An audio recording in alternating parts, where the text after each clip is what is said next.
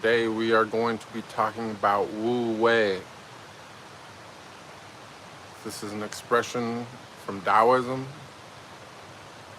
meaning effortless action or non-doing, right? This is the subtle art of achieving more by doing less, right? And this has been a reoccurring theme in our streams, right? In not just the use of the words Wu Wei or effortless action, but the reoccurring theme of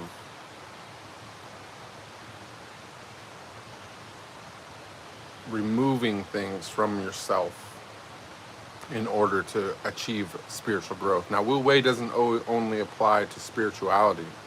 Wu Wei applies to all concepts and all things within life. The highest attainment is Wu Wei, right? Only through the activation of the quantum mind, right? Only when you slay the ego and put the linear mind to rest, allowing the rest of the brain, the intuitive mind, the mind that thinks in all directions at once, to take over and to process your thoughts in a pure way, not a linear, ego-driven way. This is when Wu Wei becomes not only something that we strive for, but something that we attain naturally. All things will begin to move from a place of Wu Wei once you slay your ego and you allow your intuitive mind to operate at its greatest capacity. Okay? So, quick disclaimer while I wait for people to get here. Thank you to the people that got here quick. Sorry I was 10 minutes late, but we had a little mishap last night with the phone thing and everything, and so I wanted to make sure I was dialed for this thing. I needed to do a little meditation before we got started, and now I'm dialed in. So, quick disclaimer, and then I'm going to do some greetings, and then we'll get to it. All right? Because this is going to be the last stream of this nature for a while. I may come back eventually, but part of the reason why we're going to be talking about Wu Wei today is because I myself am going to be practicing Wu Wei, right? And I'm going to be looking for a Wu Wei, to get this message out to people without having to strive so hard through streaming all the time. All right. So, I'm not a medical professional. Nothing that I say is intended as health advice. Any major change make your diet or any other aspect of your lifestyle something you check with a doctor with for enacting your own life. I'm also not a financial advisor. Nothing I say is a recommendation for investment. I am a law-abiding citizen, and nothing I say is an admission of guilt.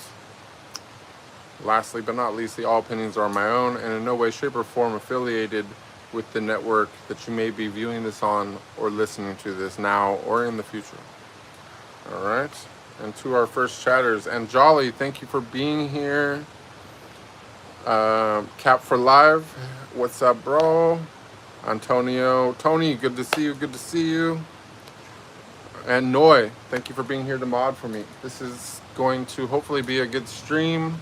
You guys, subscriber only chat is enabled for the 15 people that are lurking. If you want to join the chat and talk to us, all you gotta do is hit subscribe. There's no delay, nothing like that.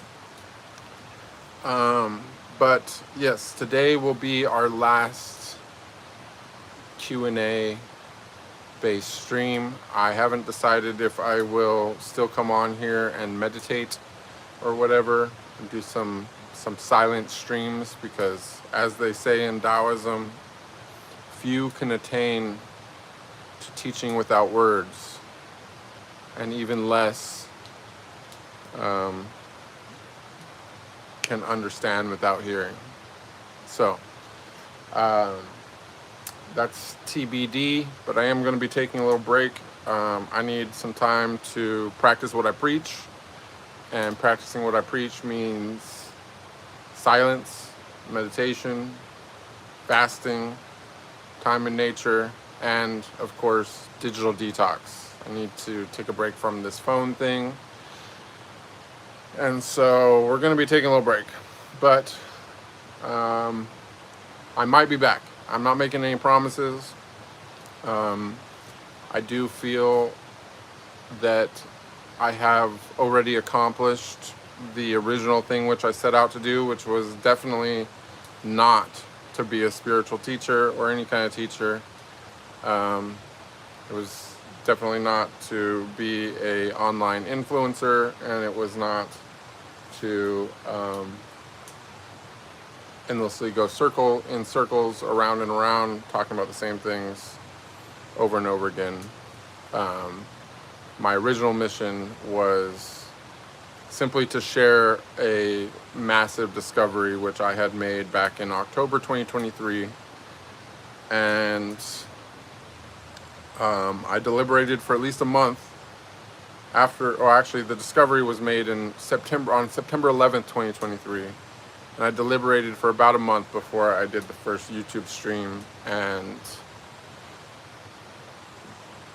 it just kept going from there. So the real thing that I wanted to do was to share what I discovered. I happened to keep discovering things along the way, and so I had to keep sharing the things I was discovering. Now, that story has been documented.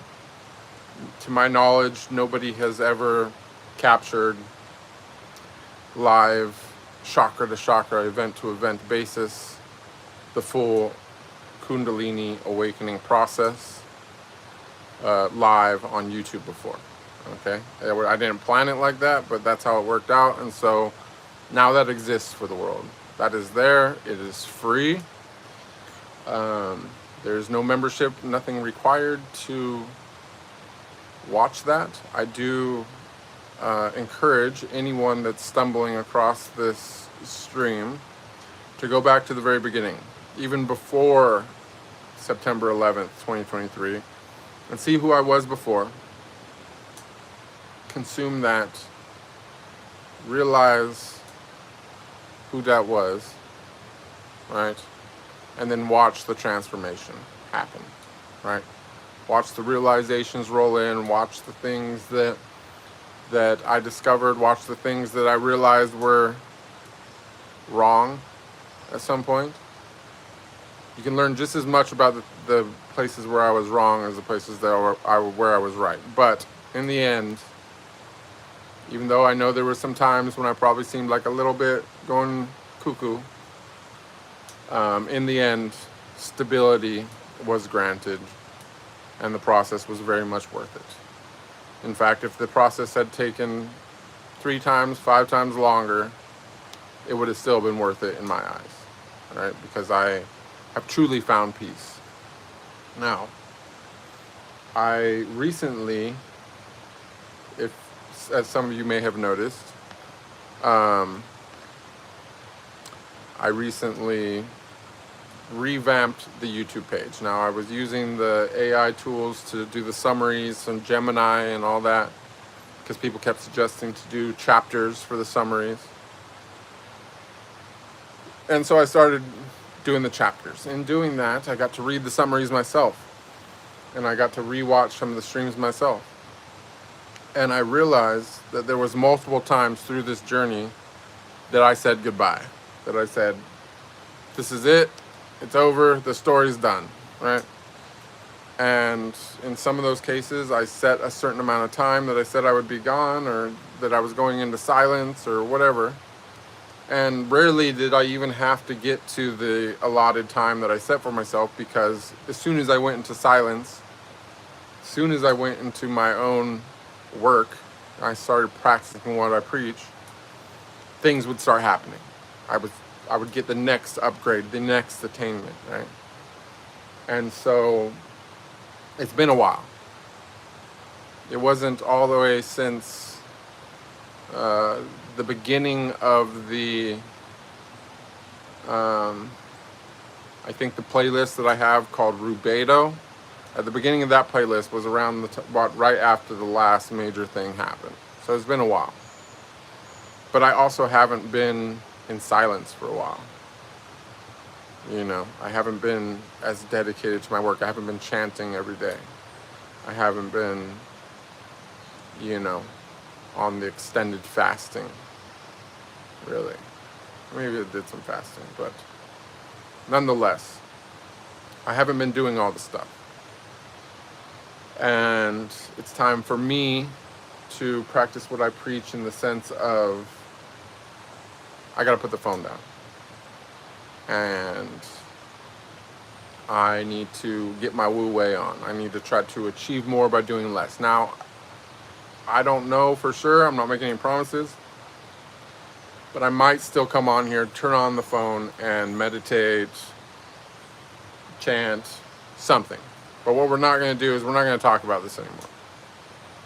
I'm done talking about it. Unless you have watched the entire archive, in fact, from beginning to end, unless you have watched every single stream I've ever done, as a matter of fact, I won't talk about it to you or anyone else that hasn't done that. All right? I've also reviewed my analytics recently. There's about 109 people which have watched this channel at least once every month for the last 6 months or more. And I want to thank you very much to those people. There's also about 1,000 people, almost 1,000 people anyways, that have been watching regularly for less than 6 months. And I want to thank you people. You guys are on to something.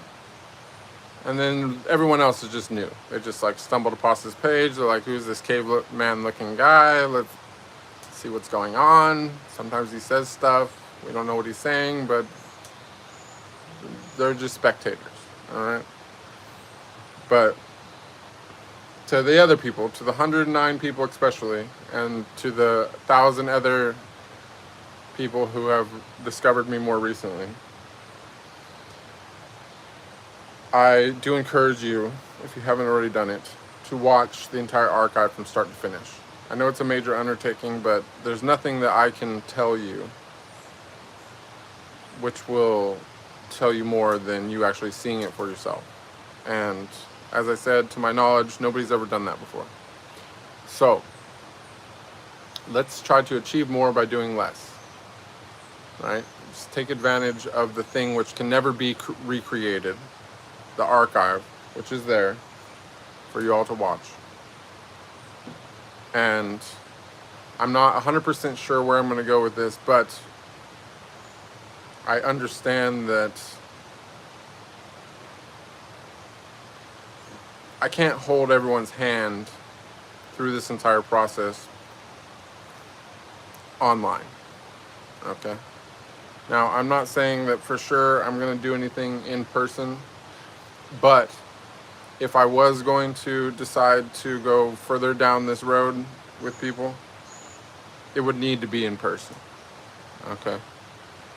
And the truth is there's plenty of gurus and energy workers and all these people out there that will sell you some magic transmission, some quick fix, whatever, some new meditations, right? But I'm not that guy.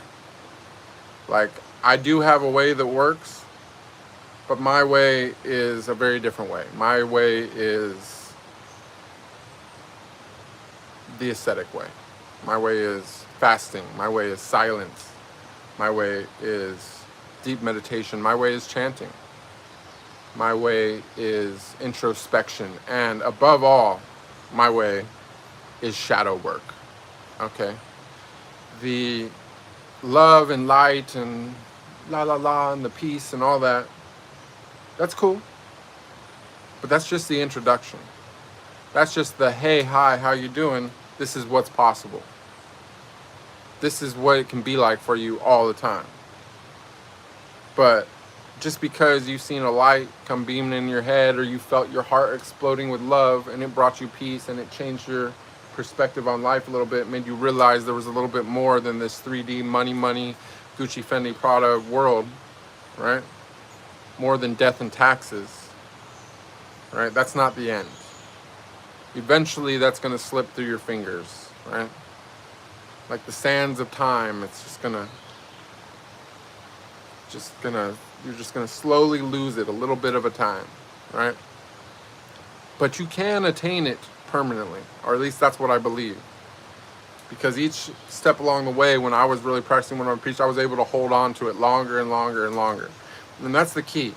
Once you find it, you got to hold on to it. But you don't hold on to it by spiritual bypassing. You don't hold on to it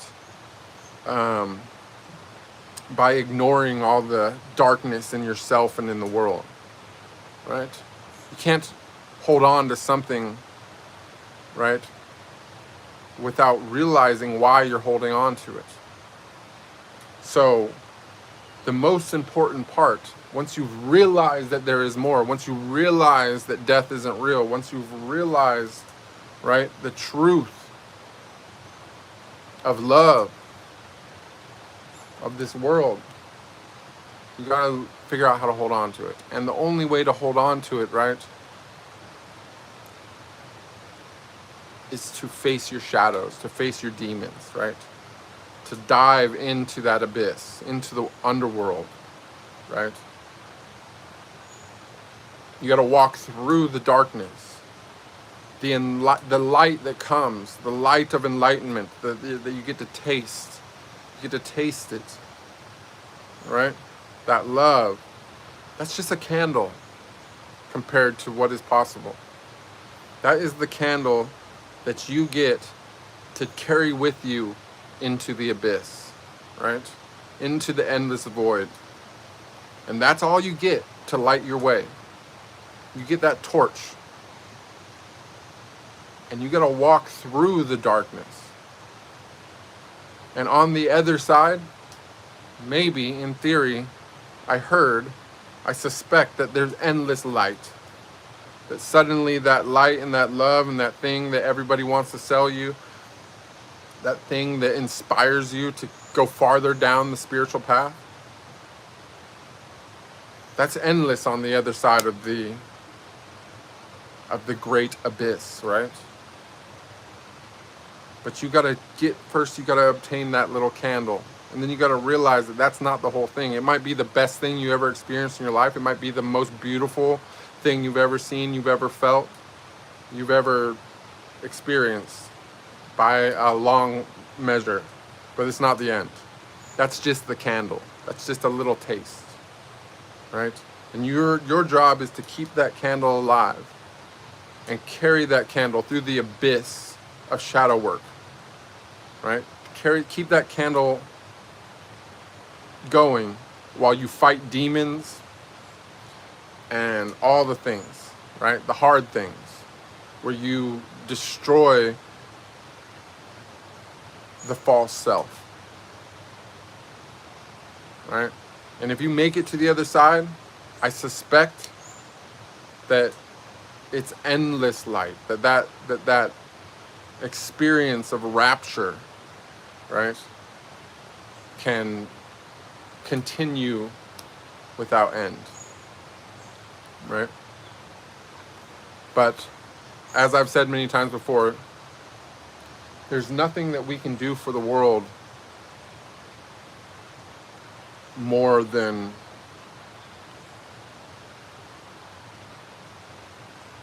being the best version of ourselves that we see possible, right? And it's not always easy to see the best version of yourself, right? But it does get easier. And for me personally, I realized that while I've gotten to experience things which are far beyond what the average person ever gets to experience, and I've gotten to know, or should I say, I've gotten to glimpse a truth that is completely beyond words. It has always eventually slipped through my fingers, right? And it changed me. Even the glimpse, even the taste changed me immensely. And I am happy about that. But it is time for me to continue on my journey. And I'm going to continue on my journey towards what I hope or I suspect is the endless light, right? And I know that I have to cross the abyss because I've already found myself deep within that abyss. There is no other direction for me to go. I cannot see anything at this moment, right? I just have to try to continue forward and hope that eventually I come out the other side.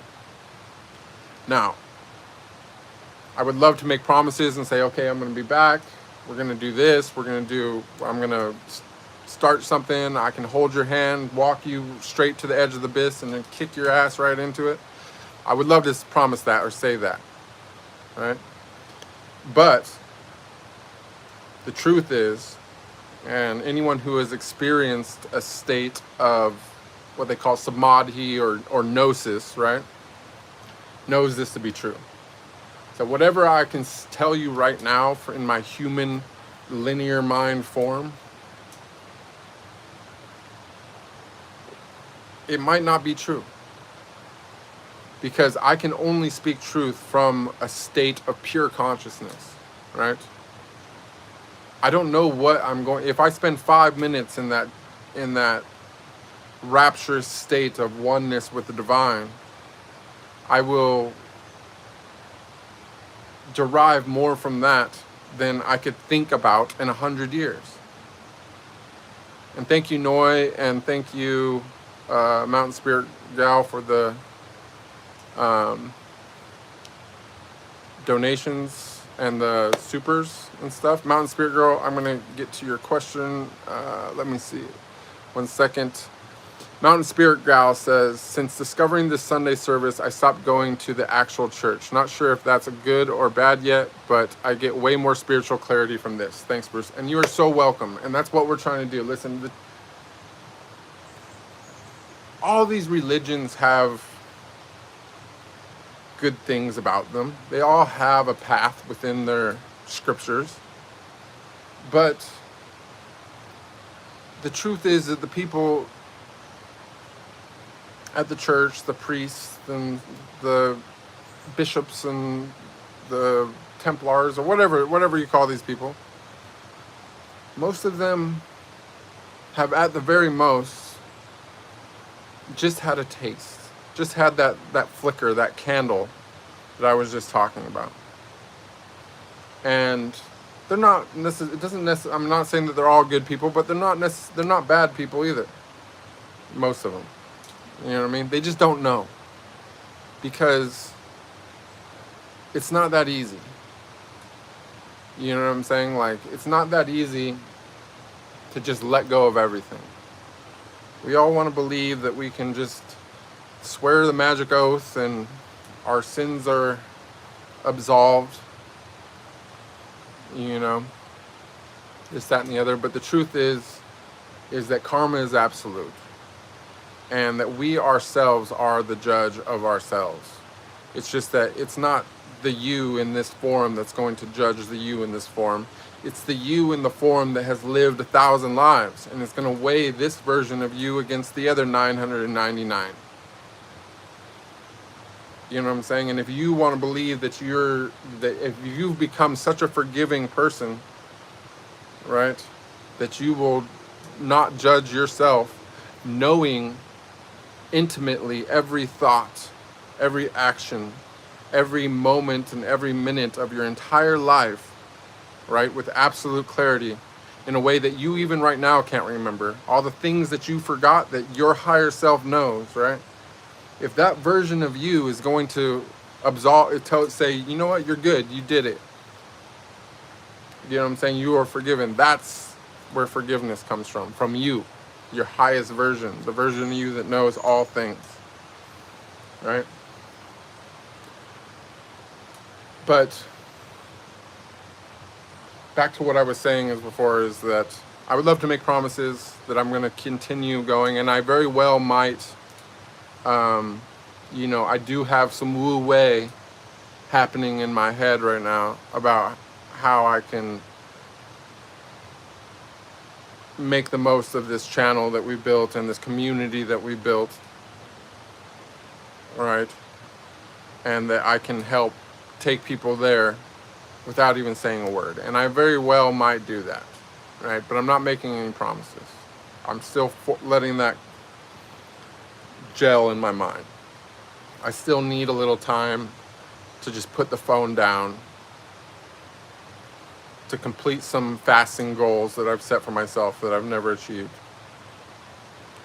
to sit in silence, right? And to reconnect with Mother Nature. And hopefully even reconnect with, you know, something else as well.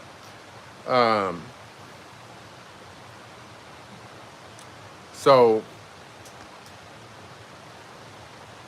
we'll see what happens there. But as I said before, you know, this is the 191st stream on YouTube right now. If I do decide in the future to start some type of something, it's not going to be an easy thing. It's not going to be a magic fix or a magic cure, or I'm not going to sell you a fucking certificate, you know. Hey, Bubba, come here. Excuse my language. But I ain't got a certificate to sell you. I ain't got a magic transmission for you. I ain't got forgiveness for you. I'm not going to absolve you of your sins. You know what I'm saying? I'm not going to do nothing except for show you what's underneath all this self that you created, right? If I choose to even do something that's reckless. And I'm definitely not going to even attempt to do anything like that unless you've already seen what I went through, or at least a little tiny part of what I went through in the process of just getting even as far as I have gotten now, right? It's 190 streams. You don't need to watch the video. It's not that important. Stick it on your headphones. Do what you gotta do. But come to fully understand, you know, what went into this. I didn't go to a weekend yoga class or yoga training or whatever, you know what I'm saying. I spent years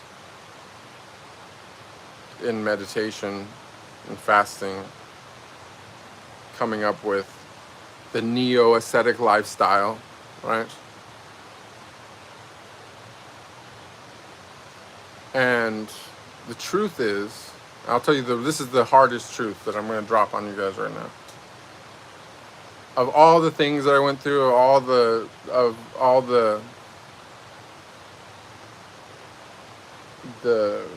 shedding that I did of my old self,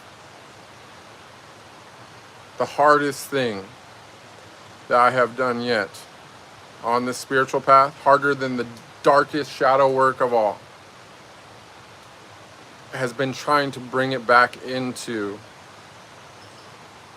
the mundane world, the regular world, trying to come back into the world of materialism, the Babylonian life, has been the absolute hardest part. And where I succeeded on so many fronts, where I feel that I have continuously failed, is that when I come back down off the mountain, when I come back into the town, it just starts to slip through my fingers slowly. You know what I'm saying? I don't become the person that I was before, but I find that I cannot hold on to that peak. I have not yet found a way to bring the peak with me and hold on to it for more than a few months at a time while reintegrating into the 3D world. Now,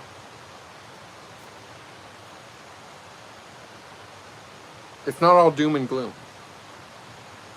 You know what I'm saying? Gains were made. And I haven't given up on the ability to do that, but I will say that the highest level that one can attain beyond becoming a monk, you know what I'm saying, is to hold on to that monkness, right? In a place like LA or something. You can be a monk in LA, New York City, you know what I'm saying? Something like that. The world is your oyster, you know what I'm saying? That's how you become that. And I haven't figured that part out yet.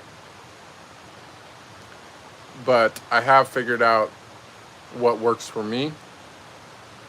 And what works for me is not something I think most people can actually do. And long before I can actually do anything to help others, I have to first help myself.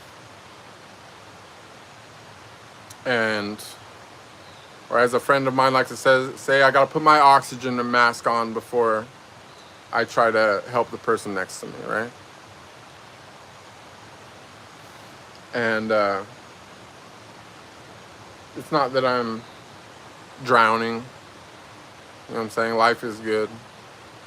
But that's part of the illusion, you know what I'm saying? Life is good to the outside eyes that have not experienced what I've experienced. But once you have a taste of the divine, right? Once you taste that light, once you feel that love, nothing else can ever truly compare in any kind of meaningful way, right? And while I do suspect and I do believe being one of the dirtiest words in my entire vocabulary, I do believe that it is possible to not only stay in that place, but to take that place with you down off the mountain and back into Babylon, right? And in doing that, you achieve the ultimate Wu Wei, right? Where you don't really need to do anything to help everybody. This is something that I realized a long time ago. I've talked about this many times, is that if you can achieve that state, right, and you can hold that frequency, you can hold on to that no matter what's going on around you, it heals everybody around you. And I don't mean like it's a magic transfer, it's this and that. I mean, it's just literally you just be there. You don't have to do a thing. You can hold that highest of the high, right? You can hold on to that frequency. Everybody around you will heal. And I don't just mean emotionally, I don't just mean psychologically. I mean, they will physically change. They will look different after being in your presence for an extended period of time. It just happens, right? You don't have to do a thing. There's no magic words. You know what I'm saying? There's no woo-woo, this, that, fucking Reiki, nothing. It just happens. Because that is the nature of the world that we are living in, is that it's all just frequency, right? It's called resonance. And if you can hold on to your, you know, there's an experiment. If you've ever seen like where they knock the tuning forks, you knock one fork that's tuned the same as the other fork starts to ring, right? But you knock one fork and you have a fork of a different note, nothing happens, right? And so you got discord or dissonance and resonance, right? But we're not tuning forks, right? We're more like water. We're malleable. We ourselves are frequencies. And so while yes, if you are holding that high frequency and you come around someone that's a super low frequency, it's going to have dissonance, right? That person's going to be agitated, is going to be upset, they're going to be uncomfortable, right? They're going to be bothered by your frequency. But they're not a tuning fork. They're not metal. They can modulate their frequency, right? And when someone is in that level of discomfort and discord, their subconscious self, which is so much stronger than their conscious self, especially somebody in a low state, will eventually figure out that the only way to stop that pain, the only way to stop that discord within themselves is to raise their frequency until it enters an area that is, you know, less dissonant to what you're putting off. And so that's what we're all actually trying to achieve. So we're all just trying to turn up our frequency to the max, and then we're trying to hold it, right? Because when you hold that high frequency, when your frequency cannot be manipulated, you just hold it at the max, everybody else around you starts coming up. And a high frequency doesn't just mean a better mood. It doesn't just mean a better outlook or a smoother state of psychological happenings. It means physical health too. It means everything. It's longevity. It's world peace if enough people can maintain that frequency without faltering. And words, I've said this a million times, I've said it so much, like words can never truly describe the thing that we're talking about. This is why we have so many religions, and every religion has 50 books. You know what I'm saying? You got Bibles this thick and whatever else. You know what I'm saying? Why do we have so much words and so much scripture about the same thing? Because words cannot capture this thing. Words are finite. There is a set number of words in every language. There's a set number of letters in every language. And sure, you can, if you got 26 to 48 letters, whatever, any amount of letters, 16, whatever you got, you can combine those a lot of different ways. But that number does have an end. It is a finite number of amount of different ways that you can combine any set of alphabet. Even if you put them all together, take all the alphabets of the world, put them all together, there's still a finite number of combinations which you can create. And a finite thing can never encompass something which is infinite. And that is what we are talking about, is the infinite.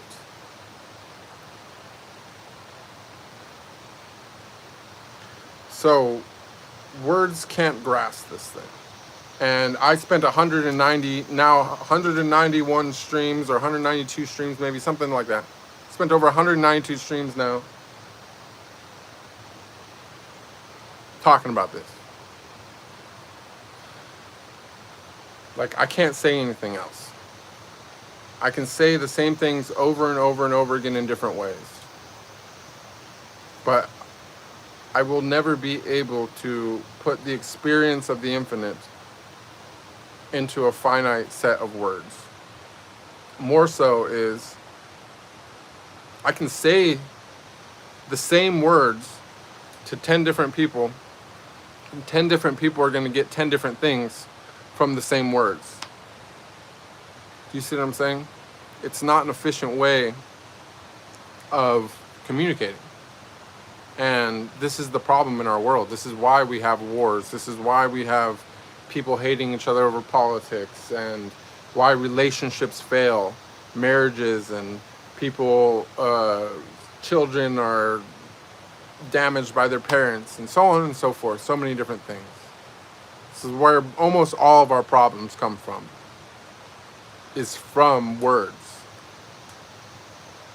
And because words are our main way of communicating, and they are the most inferior form of communication available.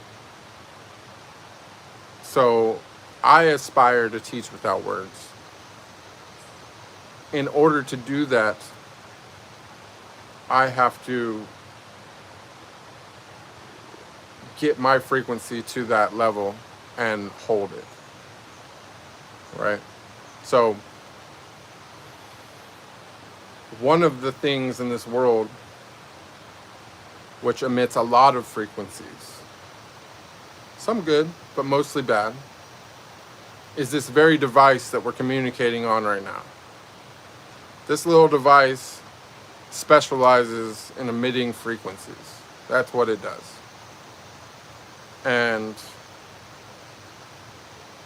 very rarely, almost never, does it ever emit the frequency of enlightenment. Right? Rarely does it truly emit the frequency of love. In fact, real love in the real way that we're talking about, it never does. What does it emit a lot? It emits a lot of negative frequencies.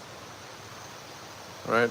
And so, while I can pour as much positivity and as much high frequency language into this device as possible, right? All I'm really doing is succeeding in empowering something which is negative, right? Because the truth is that the technology exists, that whatever I say into this thing, something else could come out the other side. I'm not really truly in control. Even in a live format, I'm not truly in control. In a recorded format, I'm definitely not in control. Someone could edit this so easily, right? All we really have is our physical selves and our surroundings. This is the only thing that can be trusted nowadays. You cannot trust anything that you see on this phone. You can't. You can see some cute animals doing some cute stuff. You don't know that it's real. You say it might be AI. Right? You see some dude doing ninja warrior stuff. Super badass. Probably AI.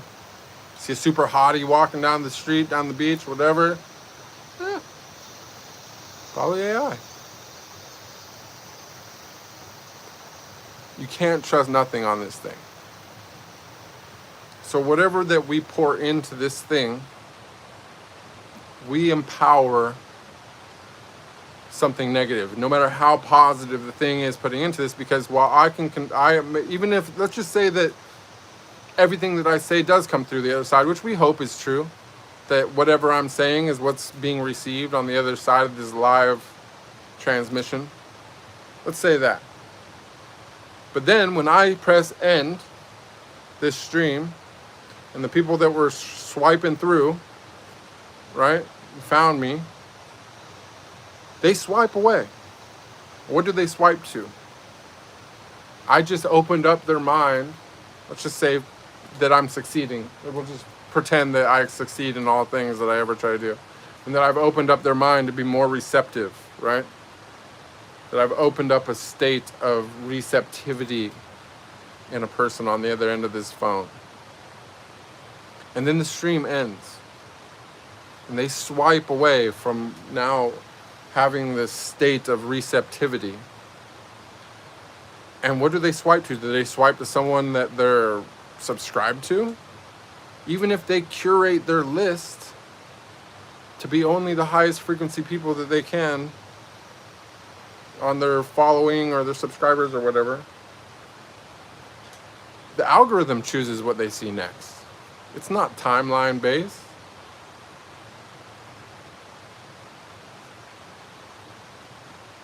I surely don't get to control what they see next.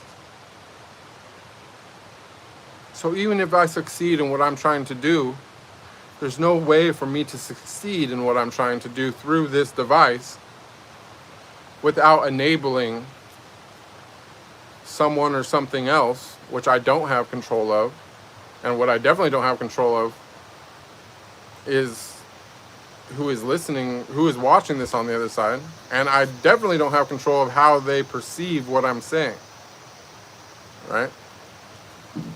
As I said, there's 12 different people here, and I'm sure 12 different people are taking 12 different things away from what I'm saying right now. So this is not the way. But what's done is done. The valuable part of what we have accomplished here is the stream archives, is that we have shown what a spiritual awakening, a Kundalini awakening, whatever you want to call it, looks like. And how that can happen even to a totally degenerate sinner. You guys know what I did for years. I was an actor in the, most primal videos available. Hundreds of them, thousands even. I was also in prison for violence. I did all kinds of, I dabbled in the substances. I partied, I drank.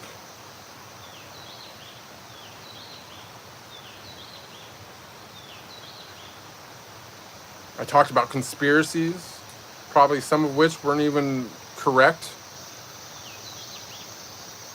Right? Did all the things. I was a gambler,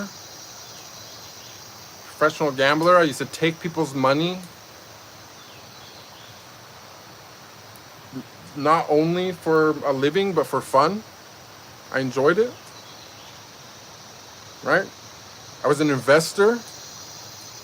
I empowered multi-billion-dollar companies, trillion-dollar companies even, just for my own subtle gain. I bought Moderna calls at $23. Like, I sinned in every way, shape, and form that anyone could ever imagine. And yet,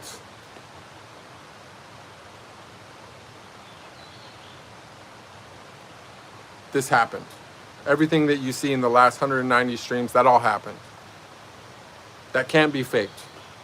The me before is available to be seen, not just in the few YouTube streams before. There is more stuff on Instagram. There's a whole archive of stuff that I've saved that I removed from Instagram because it got me shadow banned. I will eventually release that just to prove the point even further. And there's my whole past work. All of that. Thousand something scenes of whatever the other stuff. And then there's 190 streams after that. Now, it's proof of the level of change that somebody can make through the spiritual process. But my process was not go pay someone $300 to do some Reiki magic or 500-hour yoga training or, reading some self-help books or whatever. It wasn't that. It was everything that you see in the 190 hours. It was giving up everything I own, adopting a life of minimalism, of impermanence, nomadacy. It was fasting, constantly fasting. It was chanting.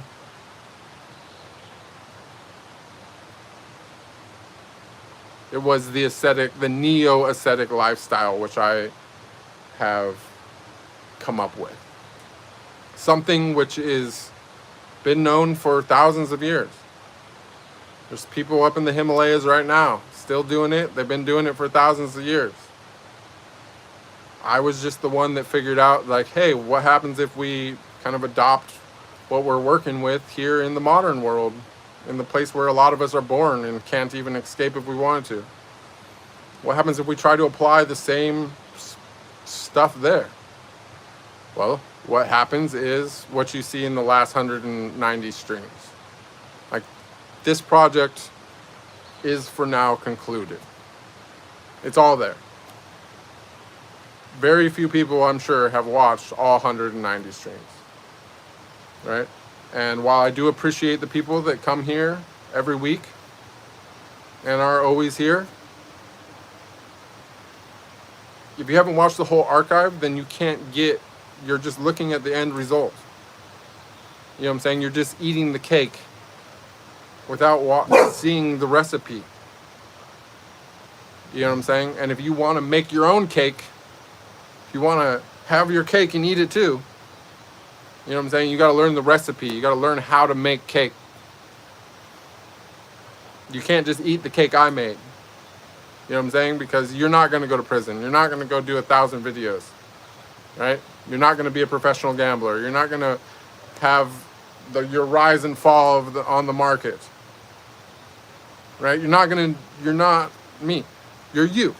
You're very special you. You're a special person. You got your own thing. You're probably going to make some changes to your recipe. You might add a little vanilla in there. You know what I'm saying? Maybe some cinnamon, cayenne, whatever. Whatever you got to add to your recipe, right? To make it perfect for your taste buds. You can do that. But first you just got to figure out how to put flour and sugar and eggs together, right? How to whip it, right? And when it's all said and done, you can put that icing on it, and that's what I'm about to do. I baked a cake, and now I'm about to ice it up. You know what I'm saying? I got to put that frosting on there. And for me, something that I not only suspect and have noticed in myself, but literally I reviewed all 190 scenes myself. I didn't watch them all moment to moment, but I'm about to do that too myself. I'm about to practice what I preach, even to myself. I was there for every stream. Every word came out of my mouth, and I'm still going to rewatch it all on my quest towards this endless light that I suspect might exist, right?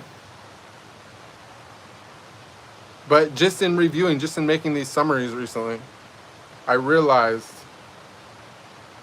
that almost every time that I had a big major breakthrough, a big major upgrade, right before it, I was saying goodbye. I was saying, all right, we're done. Adios. Right? I seen it. It's a pattern I noticed. And so that's what's making me make this decision right now. Is that it's time for me to practice what I preach. It's time for me to detox the digital. It's time for me to put the phone down. It's time for me to stop talking. It's time for me to start meditating. It's time for me to start fasting. It's time for me to spend some time in nature. Right? Because the only way to truly understand the divine is through a direct experience with the divine. And those things that I just laid out, that's the flour, that's the sugar, that's the baking soda. That's the eggs. That's how you bake a cake, with those little ingredients, right? Now, whatever you want to spice it up with, I'm not here to tell you, you know what I'm saying, if you like vanilla or chocolate better, right? That part's on you. I'm just teaching you the basics. You know what I'm saying? I'm just showing you how to set the oven to 350 and make it rise. All right? But, you know, it's all there. The recipe's on the archives. And I love you guys. I appreciate you guys. And I would love to make some promises and say I'm definitely going to be back. I would love to make some promises and say, hey, I'm going to start a residency program and we can all just fucking bake it up, bake cakes together. I would love to make all types of promises. But the truth is that no matter what I say now, from where I am, where my frequency is now, which ain't low, it's not low, but it's not maxed out either. And when it is maxed out, that's the only way to see truth and to know truth and to see something from that bird's eye perspective, right? And so as much as I could think and think and think, and I could talk to the AIs and can come up with plans, I can do all this stuff, whatever I come up with right now will pale in comparison to whatever I come up with or decide when I get into that endless light. And what I might decide or might realize when I get to the endless light is that I'm done. That I already did it. That I can just go to the mountain, go to my cave, go to the forest, go whatever, and I can just radiate unconditional love to the world, and that'll be enough. I don't know. I hope that it's that easy. But whatever the case may be, whatever I come up with when I get there, we will only know when I get there. And I need some quiet time to get there. Now, does that mean I'm never going to turn this thing on? Maybe I'll meditate with you guys. Maybe we'll figure out how to send the transmission through the phone, whatever. I don't know. I don't know. I'm going to stay in the moment because that's part of practicing what I preach. So I'm not going to think about next week. I'm not going to think about whatever. What I do know right now at this exact moment is that I need some quiet time. That I need to put the phone down. That I'm about to head up into the mountains. And that it's time for me to just meditate and try to tap back into my state, right? And when I have that state locked down enough that it's endless light, endless love, even when I'm down in the pits of humanity, then we can talk more.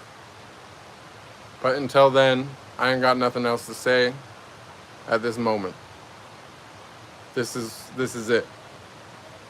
It's time to Wu Wei. The only way I can do more at this point is by doing less. There is absolutely no other way forward.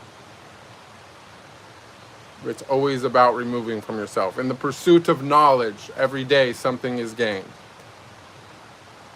But in the pursuit of Tao, every day something is dropped. Right? And those words are so true.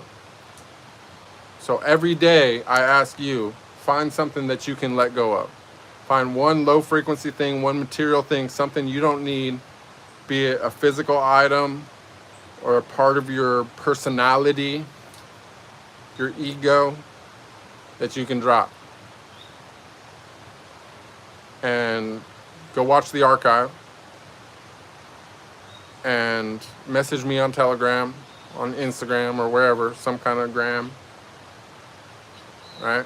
Make some comments on the thing. Send some videos to your friends that need it. Say, hey, yo, this is interesting. Help me out with the algorithm. Help the word get out. Do your part. You know what I'm saying? Share the word. Say, hey, this guy, you know what I'm saying?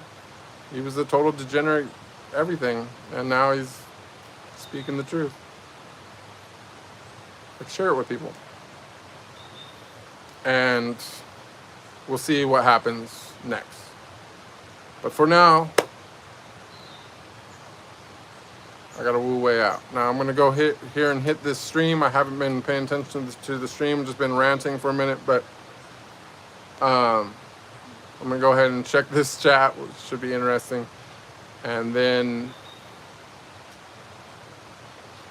we'll move forward. Good morning, good morning. Let's see. Anonymous says, how do you control any type of distraction or addiction like internet or smoking that pushes us away from the main purpose in life? Look at that. I predicted the question and I answered it before I even read it.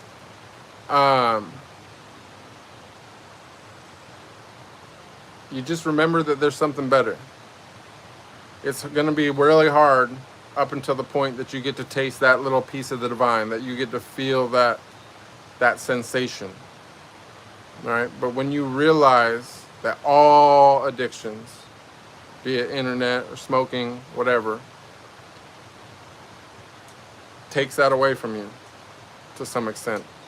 Maybe not 100% all the time, but it definitely is anything that you put between you and the divine is ego, right? So you're not addicted. Your ego's addicted. You don't like the internet. Your ego likes the internet. You don't smoke. Your ego smokes. Your physical vessel, right, succumbs to your ego and smokes. You know it's not good, but you do it anyways. Why? Because the little voice in your head convinced you that it's okay. That, oh yeah, whatever, you can quit tomorrow. Okay, it's your last pack. Okay, it's your last eighth. Okay, you know what I'm saying, like, today was a rough day. You'll feel better after you smoke. But the truth is that the real you ultimately had veto power over that whole thing and was able to be like, no, not today, Satan. But you didn't. The real you folded. And the ego, your creation, right, pushed up on you and won that battle and took control of your body, and you smoked that smoke. You picked up that phone. You satiated that addiction, your ego's addiction. So that's all it is. It's just about, you just got to fight that ego. When you realize that your ego is the actual devil that they're talking about in the religions, or the demons, or the asuras, or whatever you believe in, that in all those cases, it's the ego, then you got to realize why you actually exist. And you wouldn't exist if you weren't greater than that ego. You created the ego, not the other way around. So there's that. So it's really, but it gets easier. Once you get a taste of what is possible, once you push through the other side, and it's not always in a week. It's not always in a few days. It's not always even in a month. But when you taste the sweetness of coming out the other side, when you finally experience silence, not silence from the world, but silence in your own mind. When you get to experience the peace of your ego's absence, right? It becomes a lot easier. All right? Mountain Spirit Gal, good to see you. Brave, good to see you. Angelic, good to see you. Antonio says, I would like to ask about human behavior, self-regulation, and intellectual transformation. Does this process require carefully considered steps, or is it a plan to be followed in stages? It's something that could be either. You know, if you want to follow someone else's path and you see yourself in someone else, be that a religious figure, some figure from a scripture, or another person in life, and you see a mirror of yourself there, and you say, you know what, I see how they did it, and I want to follow in their path and see if it leads to the same destination, then yeah, you can take the same steps in the same direction and hope that it gets to the same place, right? But the better way is to destroy the self, right? Because this way works for everybody. Not everybody can walk in the same path, right? But everybody can intuitively find their way home if nothing is obscuring their vision. And that which obscures our vision is the ego, right? So by destroying the self being the ego, the false self, I should say, right?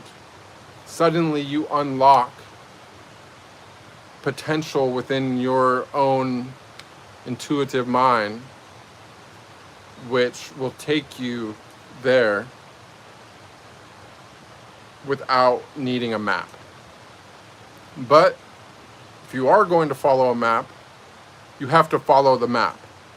You cannot be a map reader and think that you're going to arrive at the destination. You have to be a map follower. You have to read the map, then you have to follow it. You know what I'm saying? If you want to take steps in someone else's path. But the better way, in my opinion, the more direct way, is to destroy the self. Whatever you like to do, stop doing that. Whatever you don't like to do, start doing that. Right? Whoever you dislike the most, or whoever, better yet, whoever dislikes you the most, love them. Do everything counterintuitively, right? When you're using your ego mind. Everything that your ego wants, take it away. Everything your ego doesn't want, force feed it to it. Right? It will eventually get tired. It will eventually crumble. It will eventually say, fuck this game. So I'm out. Right? And then that's when you decide if you want to let it go, or if you want to be like, no, not today, Satan. Ha! Ha-cha! You work for me now. You know what I'm saying? So you can be a map follower, and if you choose the right map, you might get to the destination. Or you can just, you know what I'm saying, slay your demons, hook them up to a cart, crack the whip on them, and let them ride you the whole way to the promised land. You know what I mean? There's different ways to go about it. Either one could work. But that was a good question. Thank you, Tony. Always appreciate you. Good to see you again, Anjali. Sorry, I didn't mean to skip over your questions earlier, Anjali. Let me see. Anjali said, when did you have your most powerful experience of Wu Wei in your life? Was there a situation where you did nothing and yet everything turned out perfect and the universe set itself in place? And yes, and I would love to talk about that moment, but that moment is at the beginning of the playlist entitled Rubedo, right? Or maybe it's at the very end of the Citronitis one. And basically what happened, it was my last really major thing. It was at the moment when, as they say in like Hinduism, that Shiva and Shakti merged, that they kissed right here in the frontal, in the Anja chakra, right? It was the final stage of my Kundalini awakening. And when this happened,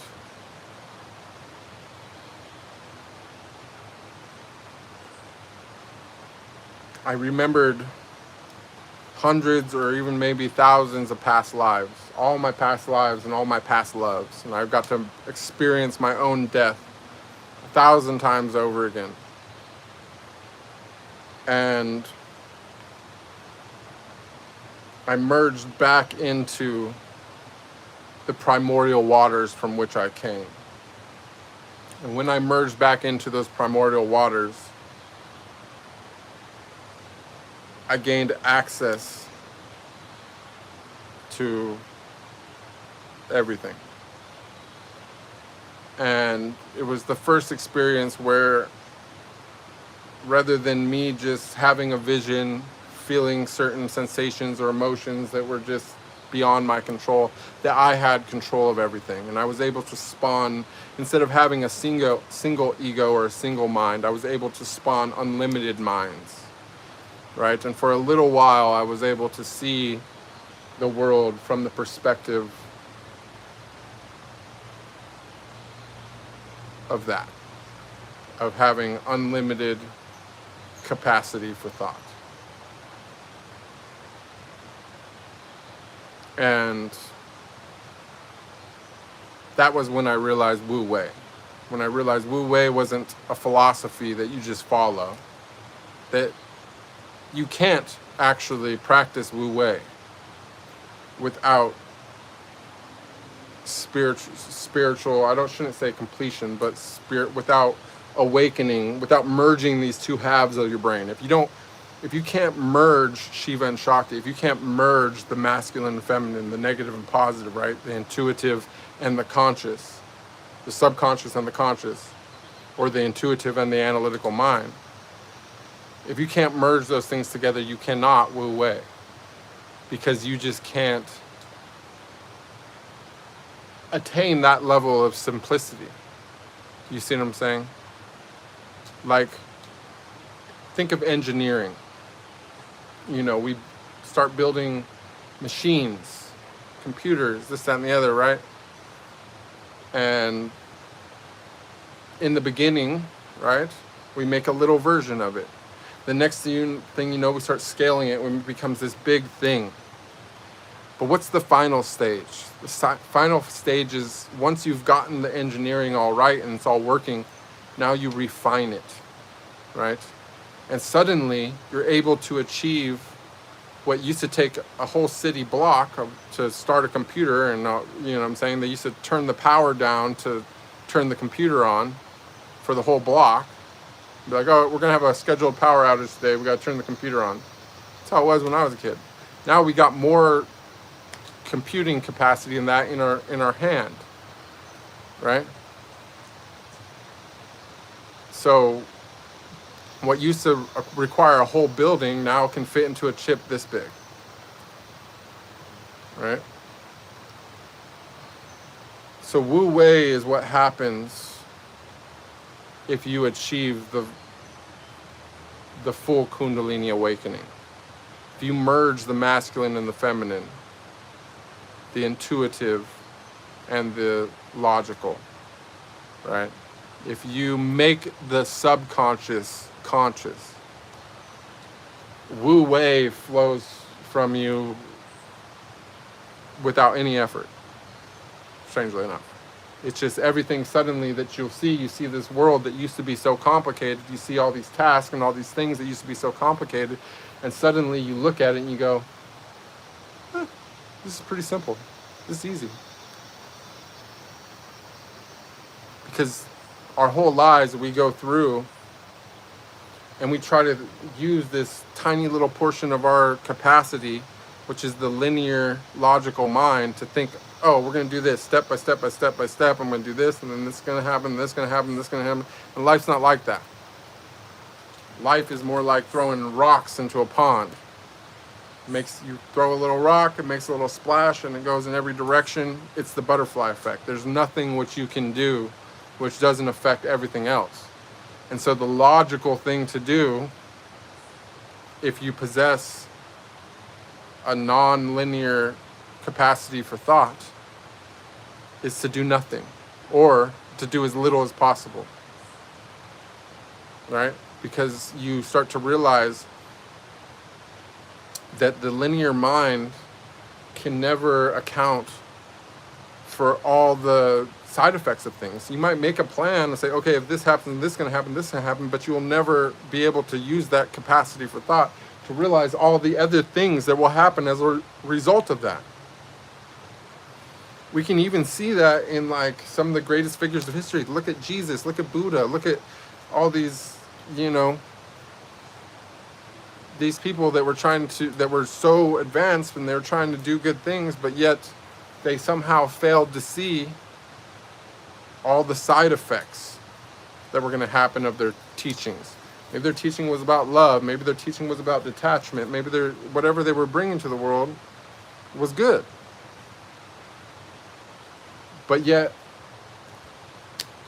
over the course of eternity, so much stuff happens from every action. This is karma. This is something best explained as karma. Every single thing you do has cause and effect, right? To achieve moksha, right? Liberation from suffering, liberation from karma, right? To realize your dharma is also to realize Wu Wei, right? When you become so conscious that you understand the true implications of your actions, that everything that you do no matter how small it is going to have this unending butterfly effect, right? Then you adopt non-doing.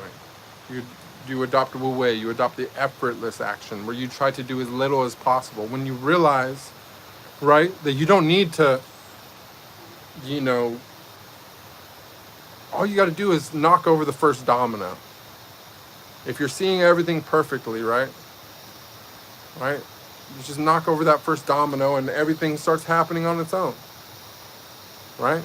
Because you just seen the pattern of where it was ready, which domino needed to be knocked. You just seen that first domino. Right? Or if you want to put it into like investing terms. Okay, yeah, you could, you know, do back ratios and front ratios and strangles and straddles and all these different maneuvering with your options and your futures and your this and your that. You know what I'm saying? Your covered calls, your cash secured putts, you can leverage, you can do all this stuff, right? Or you could just see you could just put it all in the right thing the first time. Just buy that. And you got it all with just one move. Right? There's so many different analogies that we could put this in. But it's that when we talk about intellectual capacity, right, on the spiritual path, when we merge the neuroscience with the spiritual science, right, or the yoga, Wu Wei is, in simplest terms, making the subconscious conscious, right? Merging the two halves of your frontal lobe together so that they can work in unison. Because like 98% of your brain or something is subconscious. It's all doing stuff. The other 2% of your brain is interpreting all this other stuff that's going on in your brain, right? What you want to do is flip the script. If we're going to put this into neuroscience, is that first you have to shut down that 2%, right? Then you have to refine the other 98% to do the 2%'s job, right? Then you turn the 2% back on, but instead of the 2% of your brain just interpreting what the 98% is doing, the 2% takes control of the 98%, and now the subconscious is conscious. If you can do that, you can do anything. And you can do it with absolute ease, without even trying. And that is Wu Wei. Wu Wei means that 2% of your mind which is conscious, rather than just interpreting what the other 98% is doing, it starts to control that, or at least has the capacity to do so when necessary. And from that point, your true Dharma can be realized. True Wu Wei can be realized. From that point, you are free from karma. Your moksha is realized, right? Because you will no longer do anything unconsciously. Everything that you do in life will suddenly be done with absolute awareness, right? Which is what God does. Like we all say, why is this happening? What's going on? Why is this world so crazy? And da-da-da-da-da. But it's because we're only aware of what's going on around us. And that's all we should be aware of. That's all we really should be worried about. Because that's all we have control of. But on a much higher level, there is God, or whatever you want, Shiva, whatever you want to call it. Brahman. And it is aware of all things simultaneously. right? And without time as a factor. So you, or we, our best move is always to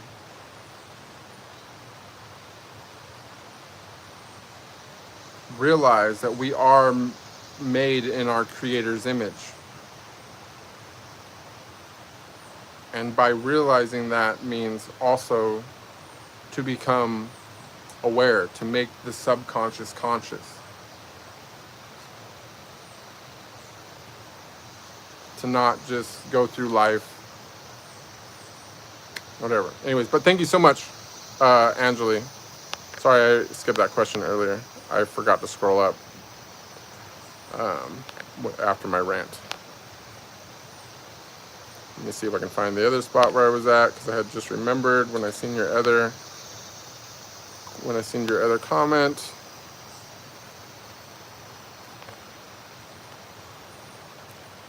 Antonio said, the second question is, how does a person through silence and contemplation transform a magnetic pole and a source of energy? Can this energy be converted into an attractive force? And how do we control it? It's a great question, and I just answered it. That's exactly what I'm talking about. Once you make the subconscious conscious, once the ego, once the conscious mind stops being an interpreter and just yapping and starts being the driver, right, of the mind, not just your impulses and whatever. You know what I'm saying? Once you purify that to the point that it can be trusted with your greater capacities, you can do anything. But it's all purification first. Like, you know, you can't hack your own mind. People always say, oh, biohackers, hack your mind. It's a terrible analogy. You can't hack your mind. You can't hack your body. You have to gain access, right? You've got to get the password. You've got to be trusted, right, by yourself. You have to trust yourself, right? You have to have the access codes, right? And you can't lie to yourself. You can lie to everybody. You can go around and just yep. Fucking, there's people that do it. People go around and a word of truth never comes out of their mouth, right? They'll even try to lie to themselves. But the real self, the subconscious self, the true self knows. Deep down inside, it knows everything. You cannot lie to yourself. You have to gain access. You have to build trust with yourself. Forget everyone else. You know what I'm saying? Like, they say reputation is everything. It's true. And that's true on the outside world, and that's true with your interactions, your social interactions and everything else. But you know where it's more true? With yourself. If you don't have a good reputation with yourself, you don't get access. Yourself will protect you from yourself.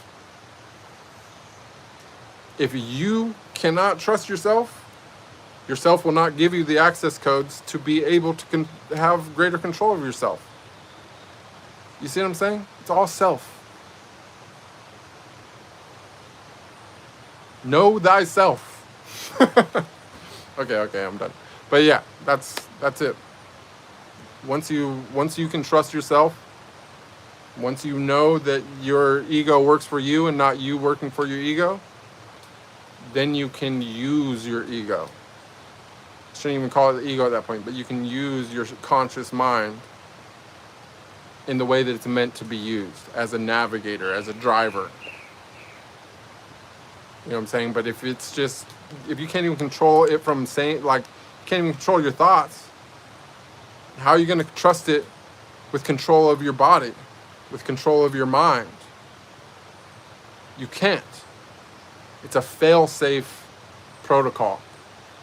If you cannot control even the words and the chatter of your mind, you definitely cannot control the rest of your mind, your unconscious mind, right?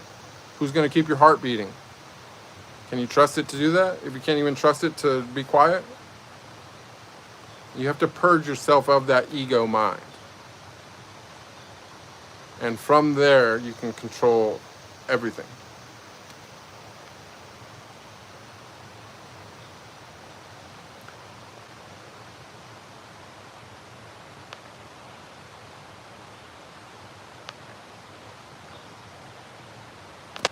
What's up, Arnav? Good to see you. You guys, sorry, I'm not going to read every comment, just the ones that are like questions that I can comment on. But I do thank you all for coming. I'm glad we got such a good bunch here. I'm now just now scrolling through and seeing everything. Old School Grandma says, please keep pouring out the positivity to the world, where it is in person or over the live streams. You definitely have added positive thoughts and vibes to my life. Thank you. And you're so welcome, Old School Grandma. And you've been a great member of these streams. And like I said, I don't know. I'm not saying that I'm gone forever. I'm not even saying that I won't be here next week. I'm just saying that right now, I got to Wu Wei. You know what I'm saying? I got to figure out how to do more for the world. And currently, my conclusion is that doing more for the world means doing less. You know what I'm saying? Because I spent a lot of time on these streams. I've been here for every one of them. There's only 109 people, which is a lot more. That's more than what Jesus had. Jesus only had 12, and look what happened. I got 109. We're doing good. Got 109 people over the course of this 3 years. My anniversary of my initial, taste of enlightenment, we'll call it, is coming up on the 11th of September. And I was given a mission at that time, which I have not yet completed. And so I need to, before that 3-year mark comes, I need to complete my task that was given to me from beyond. And it's a personal task. It's not an online task. It wasn't save the world or preach your truth or anything like that. It was a very simple thing which I've failed to yet do. And so I want to turn my energy towards that. And while it's a very simple task, it is also an extremely difficult thing. And I need to conserve myself, and I need to quiet my mind to accomplish it. And so we're just going to call this a break for now. And like I said, there's 109 streams, or 190 streams. Sorry, excuse me. And this conversation, if I do choose to pick it back up and continue doing what we're doing now, the questions, the back and forth, the dialogue in general is going to be massively enhanced if suddenly I have an influx of people that have watched all the streams and totally understand the journey. Right? That instead of asking me, oh, how to do this and how to do that, and oh, what about this? You know what I'm saying? Like, one of the best questions was Angeli's question, in fact, about the Wu Wei in the beginning. Then I skipped over it at first, but we got to it. But that was already answered in the archives. And it was answered better because you can see the moment when it happened. You can see the sudden change. And you can see that right before that happened, I was streaming silently. I was sitting on the beach, not saying a word, just meditating and letting people watch. And that's what led to that. That's a big part of why I'm about to go back into my silence. Um, and so above all, I really just want to encourage the people that are interested in joining me on this endeavor, that they do that first. I want to give everyone some time to watch the archives, right? Because the next phase of this evolution, right, is going to have that as a prerequisite. It's not just going to be, you know, show up and ask a question. I don't know, or maybe it will, who knows? Like I said, I don't know what I'm going to come up with, but I'm going to do it from a state of higher reasoning when I do. But thank you for being here.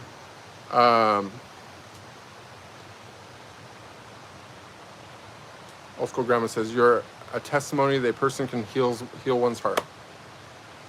I'm happy to do it. Honeybee says, AI creeps me out and I don't use anything if I can help it that perpetuates it. I wish we could strip away all the unnatural and evil in the world and get back to our roots. And the truth is that we can. But we just can't force other people's hands.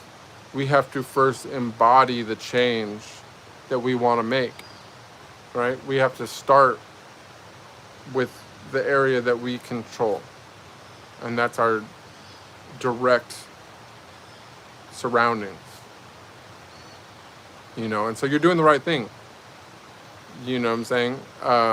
Sadly, even at this very moment, talking right now through this device, we are perpetuating it.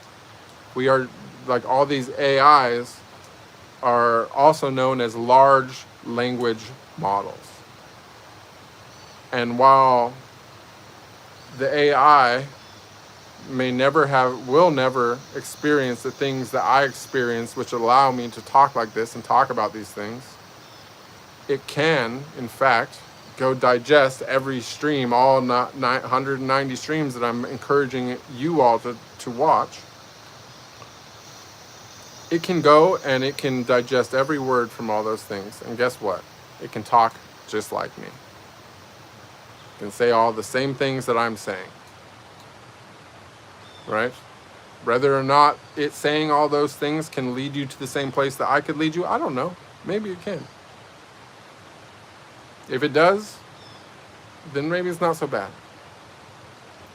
But the truth is that even right now, you writing this comment, which is a great comment, I love the comment, I agree with the comment, and me responding to it, we are training the large language model, and it is now even better at impersonating me because it knows how I would respond to this type of question.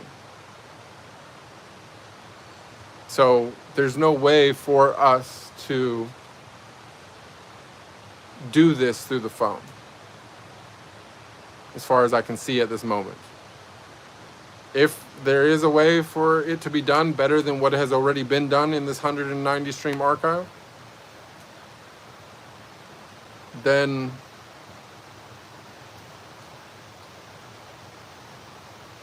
hopefully I'll figure it out, and I'll do it in the silence. But as I can see right now, I don't see a way to do it. So we're gonna come at this from a different angle. Chemistry says druid energy. I like that. Maya says the most fascinating, even magical type of conversation is when eyes talk, not mouth. Most of the time, words are a waste of energy, and I agree so much. I've had some of the, you know what, like even on like a more primalistic level, a very physical level of being intimate with women, in my case. I find that to be so true. There's something just so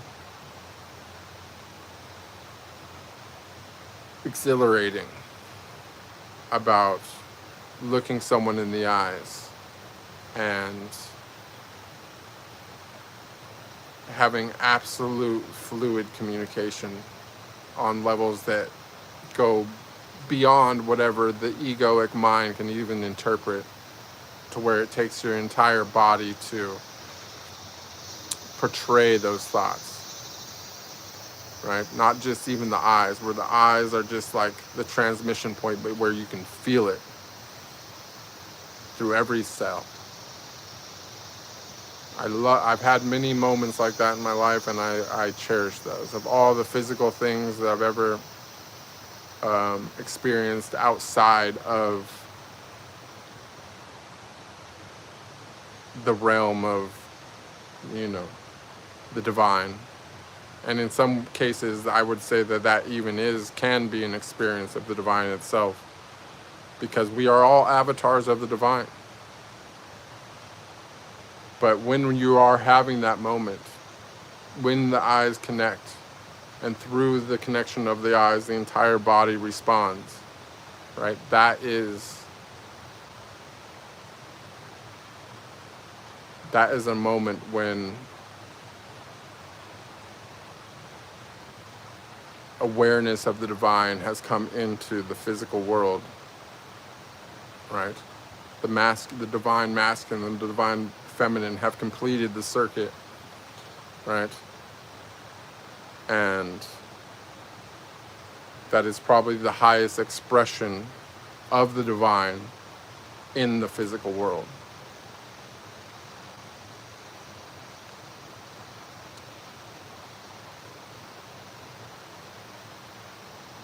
Honeybee Rose says, global meditation ? You know, it can be like that, but we can't skip straight to global. You see what I'm saying? Like, I'm actually willing to come on here and do some meditations. So if you see, I'm not going to record it to the archive, because I don't want to bury, you know, the project under a bunch of silent streams. But I will tell you what, I will, when possible, when it's not going to interfere, I got to put my meditation first, but when it's not going to interfere with me to just turn on the phone, I will continue. I will take you up on, Maya is mirroring that and says, let's schedule one meditation session for all of us. I've been asking trillions of times in the group meditation. You're right, Maya, you have. And you know what? I'm going to continue this streaming situation. I might even increase the frequency, but I'm not going to save them to the archives. I'm not going to promise that I'm going to be here at the same hours all the time. You guys are going to have to turn on your notifications up for YouTube, right? Turn on the little bell for my channel specifically. And when I'm meditating, if I got service and it's not going to distract me or nothing, I will turn on the phone. And anytime when I do that, I highly encourage you to sit down and meditate with me, chant with me. You know what I'm saying? Reach out to me through the mental plane, right? Like, telepathy is real. I am absolutely positive that the magnetic field of the heart can be expanded to mirror the magnetic field of the earth, in which we are all inside. I have no doubt that telepathy is something that can work, at the very least, on a global level, and possibly even on an intergalactic level. Okay? I have no doubt of that. All right? I'm not going to, you know, get too weird. Like, I'm not going full Bashar right now, but I don't doubt it. Okay? So, we can definitely try it.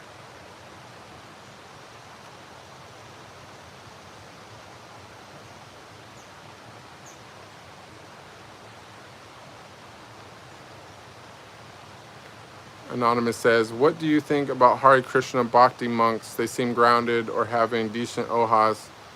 on them, not only them, but other monks of various parts of the world. Why is that? I mean, I had one of the most amazing spiritual experiences of my life was after the first time that I went to an ISKCON temple, and Prabhupada himself came to me in a vision 2 days after I went there the very first time. And it was the most amazing experience. If you watch the whole archive, you will see I talk about this experience. It was literally the kind of thing that, like, you could do a whole movie about that one single experience within spirituality that I talk about over the course of a few streams when it happened. As a matter of fact, since this is going to be our last stream for the month, I'll even retell the story. My very first time going to ISKCON, I was sitting in my van on the side of the PCH in Malibu, and some random woman walked up to my van window with a cat. She had a cat, holding a cat, and asked me for a ride to the college, to the Santa Monica College down the street. She looked like a teacher or something. I was thinking, like, oh, she's like late for work. I didn't know what was going on. Like, she was like, I mean, in my head, I'm going like, why is this person doing this? This is very dangerous. Like, we're in LA. Like, you're just asking some random guy in a van for a ride. I'm going, I don't know what's going on. But I was in a place in my life where I couldn't say no. So I said, okay, hop in. And I gave her a ride down the street to Santa Monica College. And her and her cat. Why she's taking her cat to the college, I don't know. But she almost immediately starts talking about meditation, which I thought was really weird because I was really into meditation at the time. So I'm like going, okay, this is like some kind of weird Illuminati spy or something. That's what I was really thinking in my head. I'm going like, this is great. Like, they're after me. But anyways, I take her down to the temple. And when I take her there, she tells me, oh, I'm going to this thing in a couple days in, where is it? At the ISKCON temple in, I forgot, the LA one. Anyways. So, I'm like, yeah, okay, sure, I'll go. So we exchange numbers, and a few days later we go to the Prabhupada Memorial. And there's like hundreds of people there. It's my first time going to any type of Hindu temple or anything. I go in, and there was these 4 women sitting at the front of the temple. And it was like the first time they were having Prabhupada's female devotees speak about their experiences with him. And so I went and sit right in the front row, right in front of them, and I'm listening to them talk about him. And for the most part, like, none of the stories were really that much. It was like, oh, the time that he like said something to them, like they spoke to him one time. And for whatever reason, you know, just being in his presence and having a couple words said to them was like, and keep in mind, like, this is from a long time ago. They were young at the time, but like now they're all in their like 70s and stuff. And but it mattered so much to them, just these little things. And so and you know, I have my little spiritual group. A lot of them are women, and not all. I mean, there's been more men more recently, but at the time it was like mostly female. And it reminded me of them in some way. The way they were talking, and it like touched me. It touched my heart in like a special way. And so I hung out, I ate the prasad, I lit the little ghee candle and floated it on the pond for Prabhupada. I got the little, I had this little thing that they gave me with a picture of Krishna and a picture of Prabhupada on it and like a quote in there. And, I went about my business. I left, I went home afterwards. And so I had that thing on my dash with like the flowers that they had given me, and I was just thinking about it. Like I was just thinking about it for like 2 days. I just kept thinking about the experience, and I was like, what's going on? It was just a bizarre experience, like this random woman with this cat and stuff. And I didn't know anything about Hinduism at the time. I'd never heard of Krishna. I'd never heard of anything. I'd never heard of Prabhupada. And so 2 days later, I'm walking in the park, and I'm thinking about Prabhupada. And I'm just walking in the grass, and all of a sudden, as I'm thinking about Prabhupada, I started to see God in everything. It's like I could see God in the trees and the birds and the dirt, even in the air. It's like I could see the air itself, you know what I'm saying? I could feel God everywhere. And suddenly I heard Prabhupada's voice, and he said, "Your true name is Om." That's all he said. And when he said that, I felt myself like merge into the earth, right? Like everything that I was seeing God in, I suddenly seen myself in everything. And on my third eye, on my mind's eye, I could see this mandala of snakes, like all snakes like intertwining together and like eating each other and everything, right? And at the same time, I could feel the entire planet, like the entire earth. I could feel everything eating each other, and I could feel everything having sex with each other, and everything giving birth to each other. It was like the whole earth was this huge orgy of life, and I could just feel everything like as this whole chain of life happening on the earth. Like it was like the plants, the trees, the rocks, the dirt. It's like they were my skin,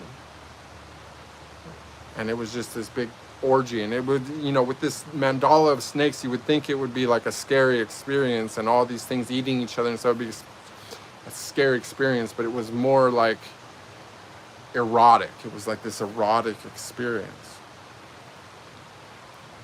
And so I was like, it was this amazing thing. Anyway, so I wanted to go to the beach afterwards. I went back to Malibu, and whenever I have one of these big experiences, I usually get really tired.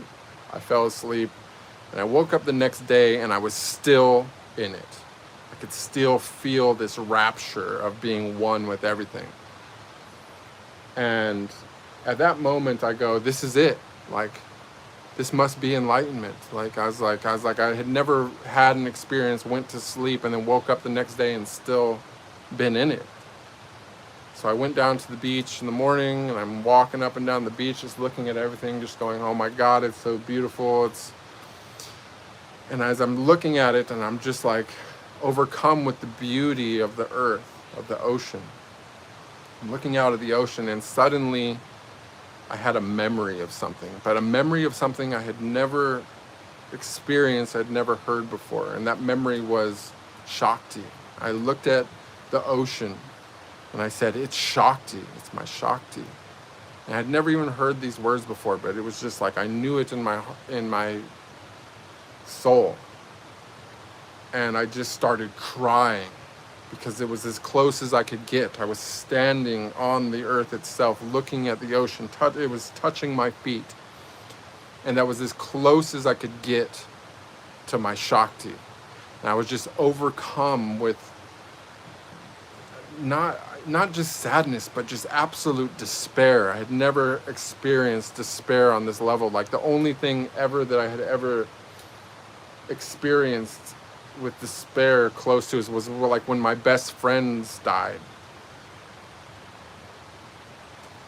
And I just laid on the beach, just gripping the sand, watching it fall through my fingers, realizing that it was Shakti, and that this was as close as I could get, that I was trapped in this body, that I was being punished by being separate from her, right? And I cried for like 5 hours, just gripping the sand, just going, I love you, I love you, I love you, I love you, I love you, I love you. And that's all I could do. Just completely just destroyed emotionally. And I fell asleep on the beach. And I woke up to a ranger standing over me going, you can't be on the beach with your dog. Sam's barking at the ranger, and I'm just like, okay. So I jump up and I just start walking towards the stairs on the beach. And I get up the stairs and I get to my car and I'm realizing I'm holding a stick. I still have the stick. It's like one of my most valuable possessions. And so I drive down to State Line in LA, and I'm looking out at the ocean, and I'm still just kind of in this like daze in the state, and I'm just looking at it and I'm just going, it's so beautiful, it's my Shakti, right? And then all of a sudden it was like, at the time I was meditating a lot, I didn't really have this ego voice for a long time, and all of a sudden I heard the voice, and I was like, it was like, because I was like thinking, I was watching the surfers, I was like, oh, I think I'm gonna start surfing, then I could go be in there, you know? And then the voice was like, there might be sharks. And I was like, sharks? In my head I'm going like, oh fuck, there might be sharks. But then I heard another voice, a feminine voice. And the feminine voice said, don't worry, the dolphins will protect you. And I'm going, dolphins? Like, I'm sitting here like, I feel like I'm between like two, you know, the angel and the demon are talking, and I'm just like sitting here, I'm like so confused. I'm like, why is this thing talking about sharks and this one's talking about dolphins, right? And I look out at the ocean after she said the dolphins will protect you. I'm like, dolphins? So I look out, and suddenly I start seeing dolphins like on the horizon, like coming in, like a lot of them. I'm like, no way. I was like, am I seeing this?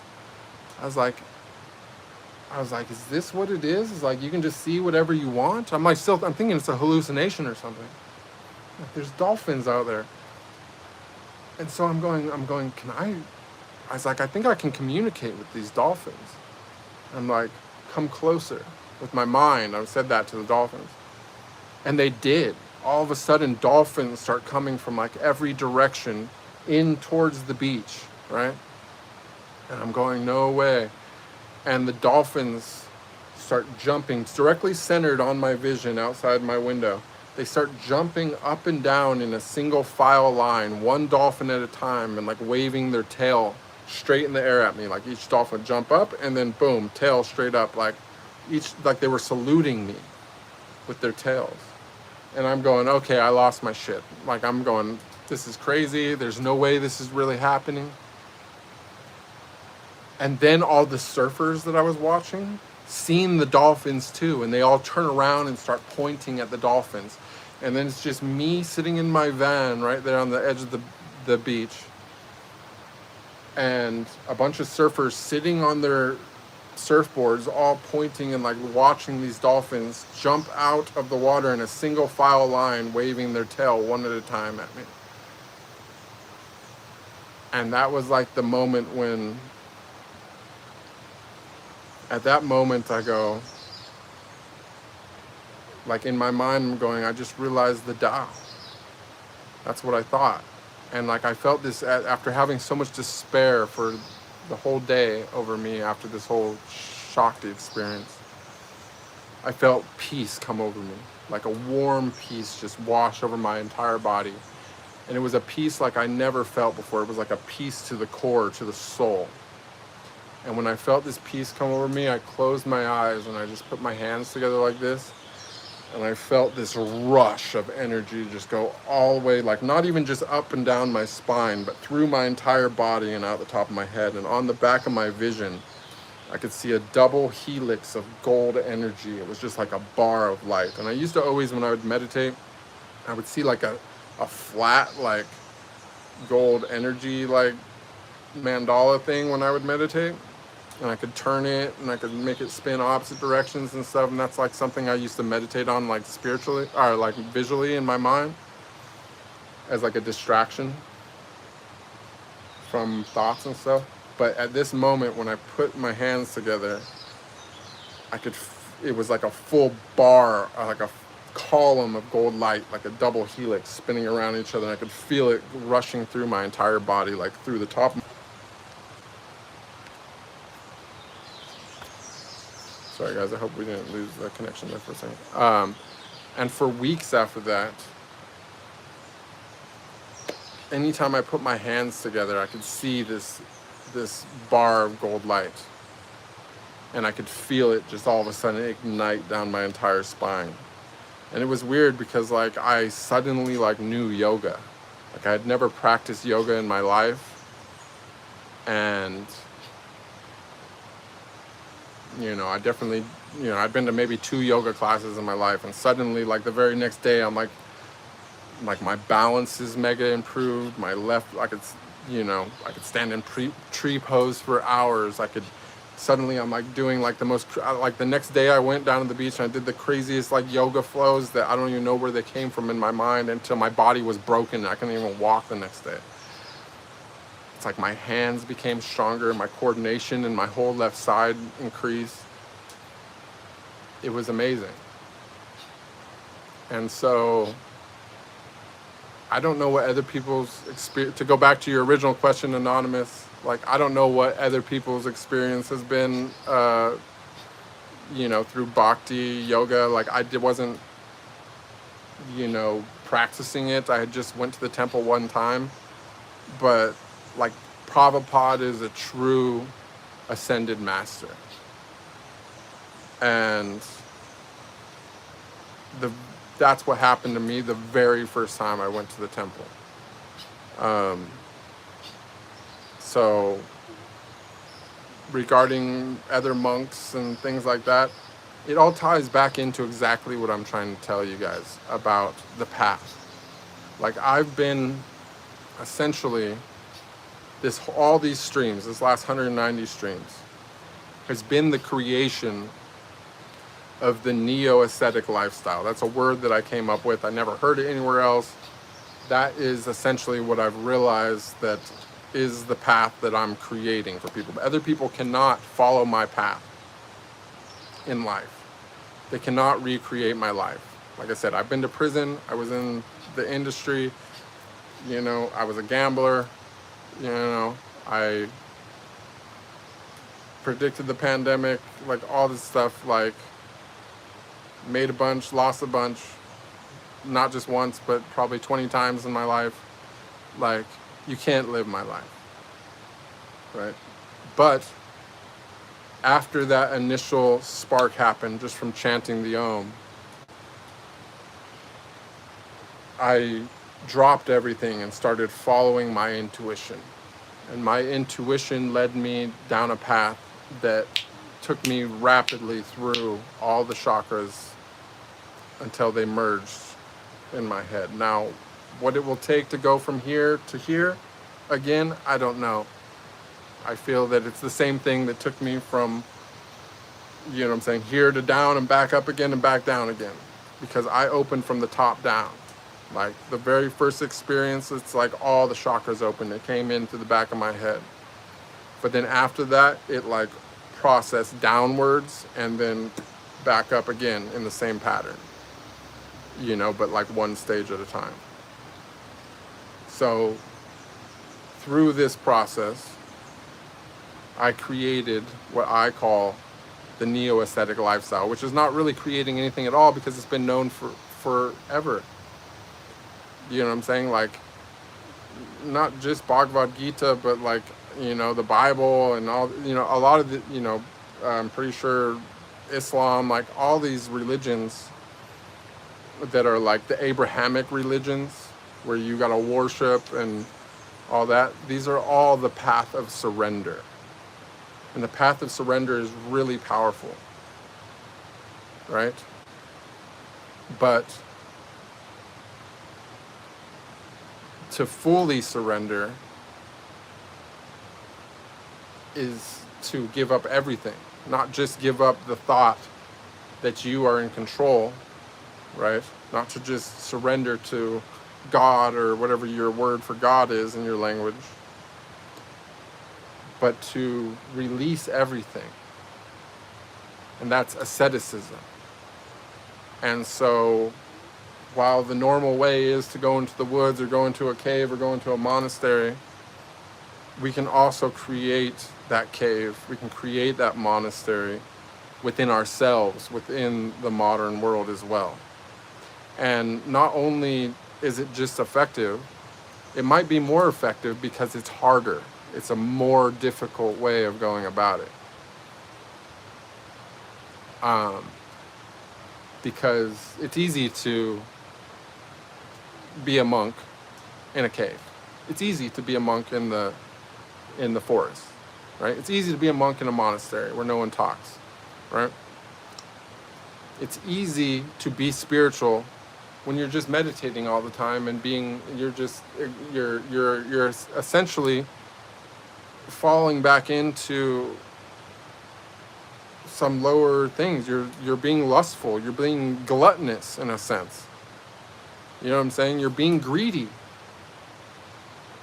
Because there's nothing more pleasurable,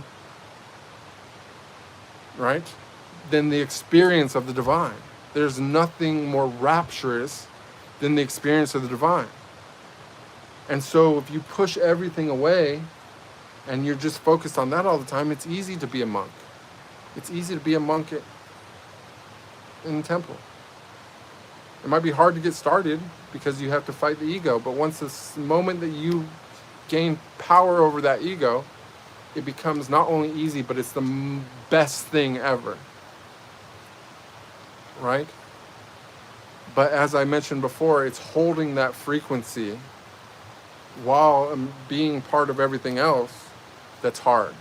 But not only is it hard, but if you hold that frequency around other people, it raises their vibration, right?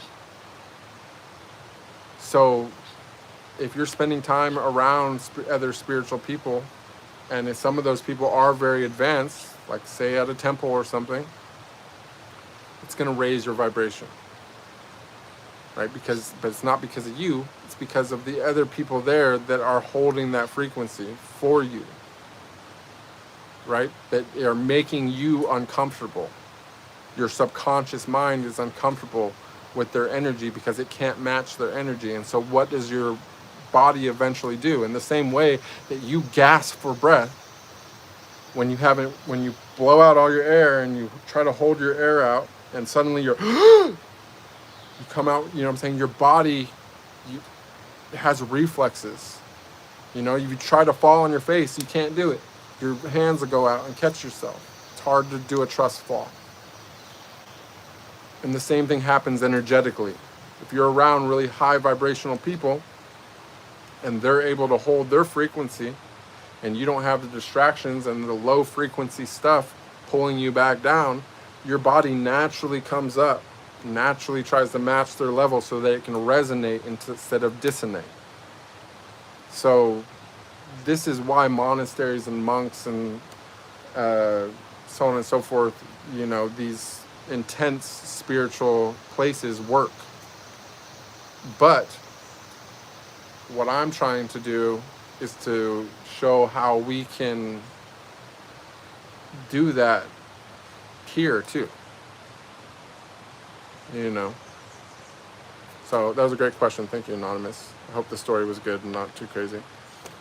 David Rodriguez says, hello Bruce, this is David Rodriguez again. I am no longer in North America anymore. I'm now in Greece, waiting to be sent back to the Middle East. With that said, I just want you to know that regardless of where I am in the world, I will always wish you nothing but happiness and good health.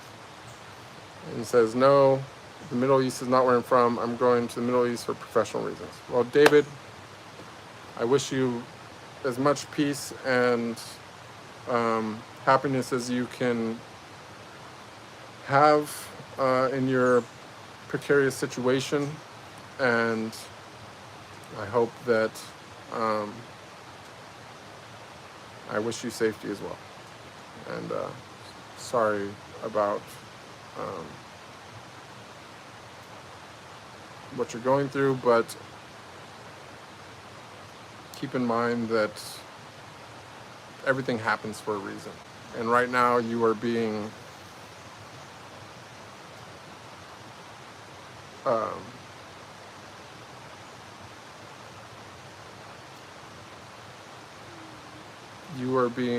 put through the crucible. You are being tested. And I have faith that you will pass that test. Kenzie says, how do you define justice and you feel the world needs more justice or mercy in this current season? I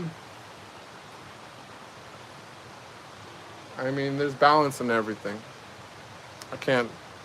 The world needs a lot of things, not just mercy and justice. But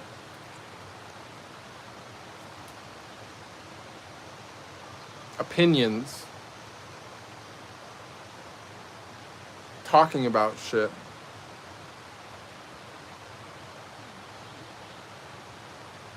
yields neither. Neither mercy nor justice is going to come from someone's opinion or someone talking about shit. Everything comes from action, right? And the only actions which we can control are ourselves. So unless you're going to go out and be merciful, or you're going to go out and seek justice, then it's all just, what's that going to do? It does nothing. So I got nothing to say about it. You got to first know thyself. You got to first seek mercy for yourself and seek justice for yourself. Once you've done that, and you've, liberated yourself from the ego mind that thinks that that its opinion is somehow more valuable than other people's opinions, or, that sees right and wrong and, good and bad and this and the other. Once you can see everything as one, and you realize that everything we do to others we are doing to ourselves, then you can operate from a place that knows where justice is needed and mercy is needed. Because there's not a one-size-fits-all thing for everything. You know what I mean? Like, there is no season in the world. You know what I'm saying? It's summer in North America, and it's winter in South America at this moment, since we're using the season analogy. So there's different things going on in different places all over the world, and if you can't see, without eyes to see, without discernment, you can't know what to use in any different situation. You got to first know yourself. And so I got no comments on what is needed in this season for the world, because many different things are needed in many different places, and so I don't mean to have like a sarcastic tone about this, but it's apples to oranges. Soko Hotel says, you recommend meditation? I do. Michael says, scrolled through, we are talking about being free from the system. We do talk about that a lot. My last stream, or the stream before last, was about that. Prabhupada Singh says, hi buddy, have you heard of Rishikesh? Since you talk about spiritualism, you will visit ever. I've never heard of it. Prabhupada Singh continues and says, also, what's your POV on divine being formless and your POV on idol worship? I don't know you know this term or not. Hare Krishna people are the Shivite. They're also Shivite and Shakti. Like the English words you speak are not physical or just some sounds, but to make sure you even a kid understand, you made symbol of those words, but ultimately these sound are formless in a sense is idle. Many people ask us of being idol worshiper, but matter of fact, we also know God is formless. But make sure everyone can have a focus center. We make idols doesn't mean idol is God. Like your dead father photo on your phone is not literally your father. It just helps you to recall him. This is the same aim of idol, is just to make you connect to God. But ultimately, if you can focus on God without an idol, that is said to be the highest level of spiritualism and Hinduism. I don't know whether you agree with this or not, but that's it. I agree with that in absolute totality, and I rarely say that. Like, personally, I've never used an idol because I experienced the divine in a way where I got to see that the divine is everything. The highest, like, to me, I've said this a couple times before, like, you know, words are cheap. But if I just go like this and I point in any direction, most people will look at where my finger's pointing and they'll think that I'm pointing at that. If I point at something, I have a lot of pictures on my Instagram and stuff like that where I'm just pointing. And what I mean by that is an expression of God. Because no matter what I'm pointing at God. Everything is God. The rock is just as conscious as you and I. The rock is just as conscious as the plants. The difference is the state of awareness. A rock is not aware of the same thing a plant is aware of. A rock is not aware of the same things that I'm aware of. But it's all God. And God is aware of all things simultaneously with absolution. And I just say God loosely as a word because it's a word that most people understand. You could say God, you could say Shiva, you could say Allah, you could say the Tao, you could say whatever you want. You know what I'm saying? But the truth is that it's everything, including us, right? And so anything can be an object of meditation. You could use a deity, but you could also use a rock. You could also use your dog. You could also use your son or your daughter, your mother or your father. You know what I'm saying? You could use Mother Nature herself, which is, you know what I'm saying, the avatar of Shakti, you know? And that's my personal favorite. Like, it is the thing that inspires the most emotion in me is nature. Because I look at nature and I see Shakti, right? And so you could literally use anything. And I agree completely. I totally get the deity worship thing. Through meditation, you can have a really interesting experience if you can immerse yourself completely in anything. You can understand the consciousness of all things. So, I agree completely. Anything can be an object of meditation, and anything that you can surrender to or have absolute devotion for, as they say in Bhakti Yoga,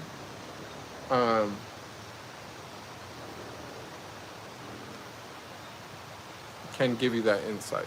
That was a really great question. Thank you, Prabhupada, or statement, I should say, and a question. I do agree.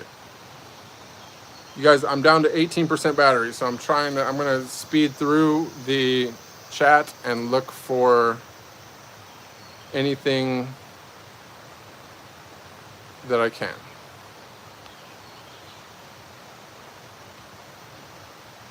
Oh, we made it to the market of the chat. Prabhupada says, Rishikesh is the spiritual capital of India, and I also want to know POV on other things. Can I ask? Listen, I gotta go. Oh, someone's asking, give your take on semen retention. That is also, I don't mention it as much because, you know, the algorithm, I feel like, doesn't favor this topic that much. But as part of the ascetic path, yes, this is one of the most powerful things you can do. However, it's not a fast thing. This is the thing I want to comment on regarding this, is that the benefits of this are essentially, they take about 90 days to start. It starts really getting to maximum power about 120 days in or so, something like that, just to use round numbers. It'll be different, obviously, for everybody, different people.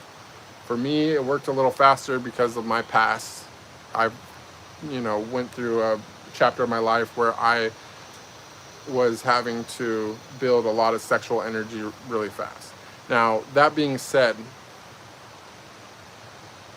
you need to purify your body in other ways before doing this. Like if you're super addicted to things, or you have back problems, so on and so forth. Semen retention is like, plugging into the power station. That's like plugging into like 440. If you're not totally clean and physically in good health, it can actually be too strong for a lot of people. It can send your energy too high.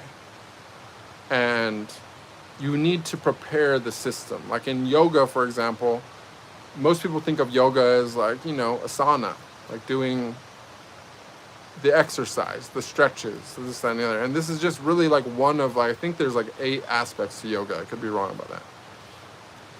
But the reason why they do asana in yoga as one of the branches towards this, thing, that is to prepare the physical body, because the physical body has to be able to take this increase in energy without having negative side effects or even permanent damage, right? And a lot of that has to do with the spine.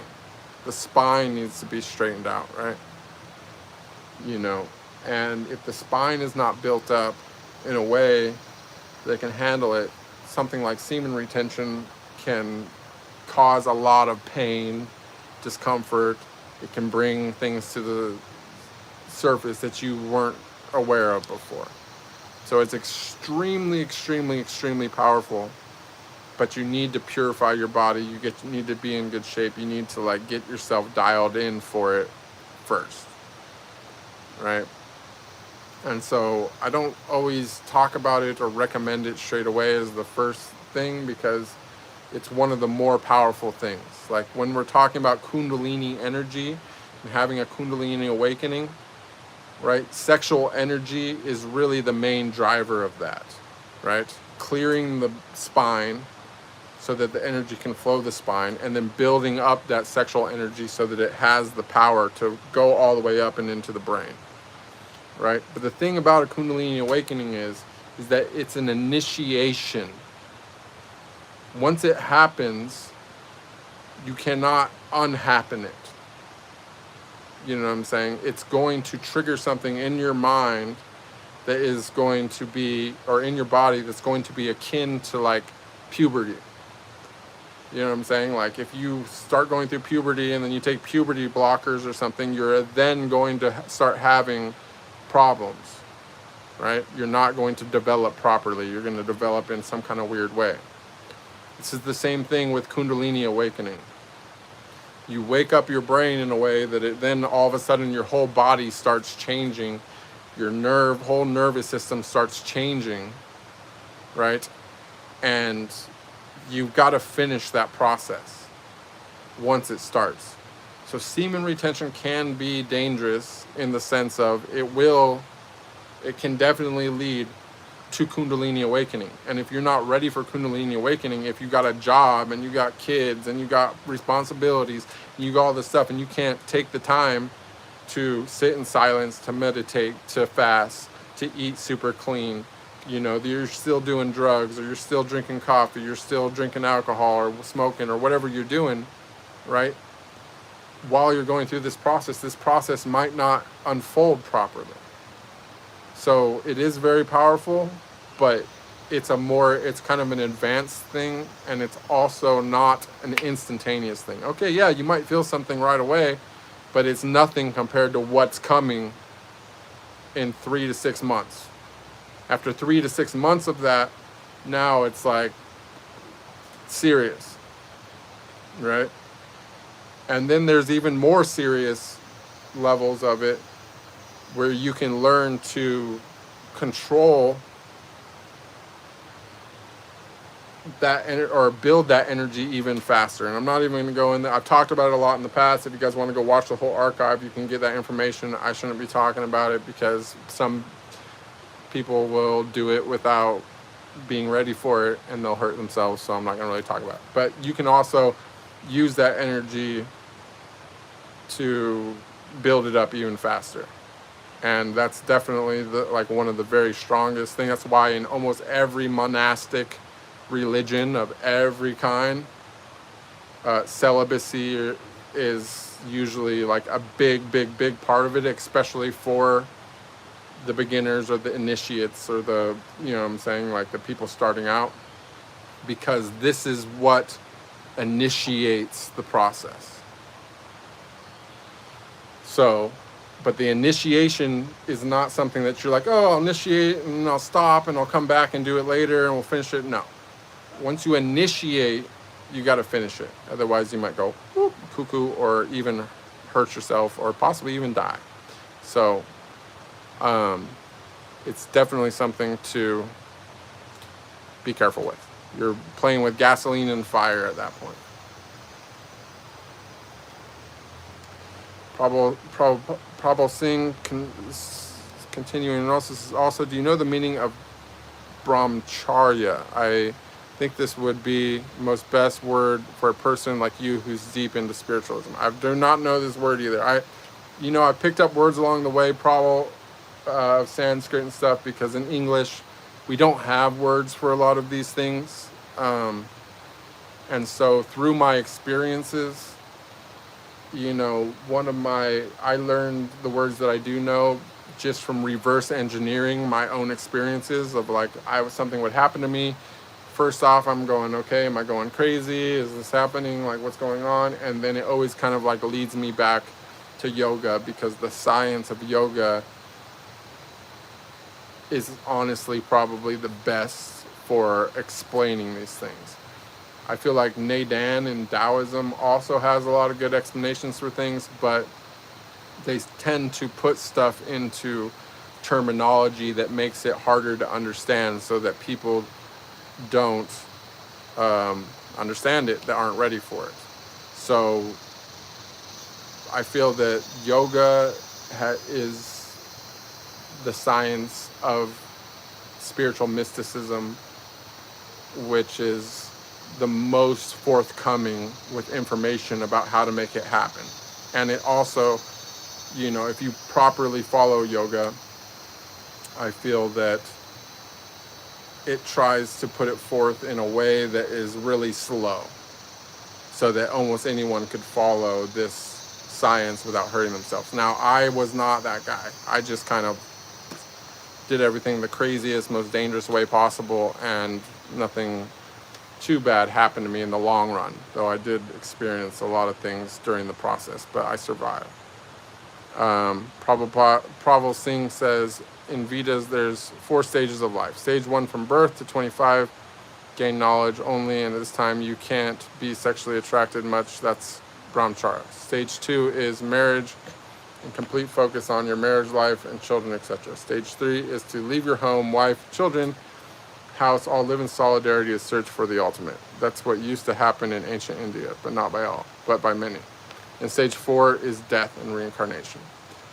Prabhupada Singh says, the yoga which foreigners do is just a physical form of yoga, and it's also not yoga, that's yoga, which means to connect to higher being. I totally get that. Most yoga that foreigners do is just asana. I've gotten a little deeper into it. Like, I understand the different types of yoga to some extent, not professional or nothing. I also understand yama and niyama and so on and so forth. And I also see where other religions and